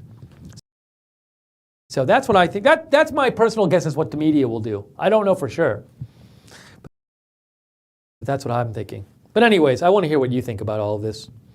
So give me a shout on Twitter, @Lookner, @LOOKNER, or email me, steve.lookner@rsbn.tv. You know, there was also, actually, Connor let's see, is this from, sorry, that was a message I got, but that was on the British election, which we will be covering, but later today. Let's see, America First writes in, Comey committed perjury. He previously testified under oath that no one has pressured him to end an investigation. But then today he said he felt like President Trump was ordering him to end the investigation into Flynn when he said, I hope you let this go. Thoughts? Well, so I'd have to go back and look at his testimony. I know there's a soundbite where James Comey says, nobody like in the Justice Department pressured me to end the investigation. But President Trump is not in the Justice Department. So when he answered that question, no, that doesn't conflict with what he said today. So I would need to know more about whether Comey actually specifically said President Trump never pressured him to end the investigation. I don't recall him ever saying that specifically. I might be wrong. Feel free to send me a link if you have a place where he didn't do that. So, you know, that's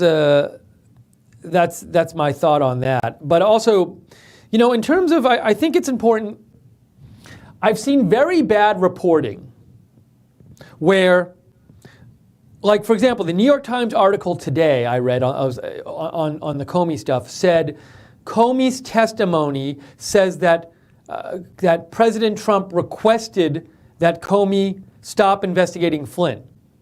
Now that's not what Comey's testimony says. What Comey's testimony is that the president said, I hope you can let this go.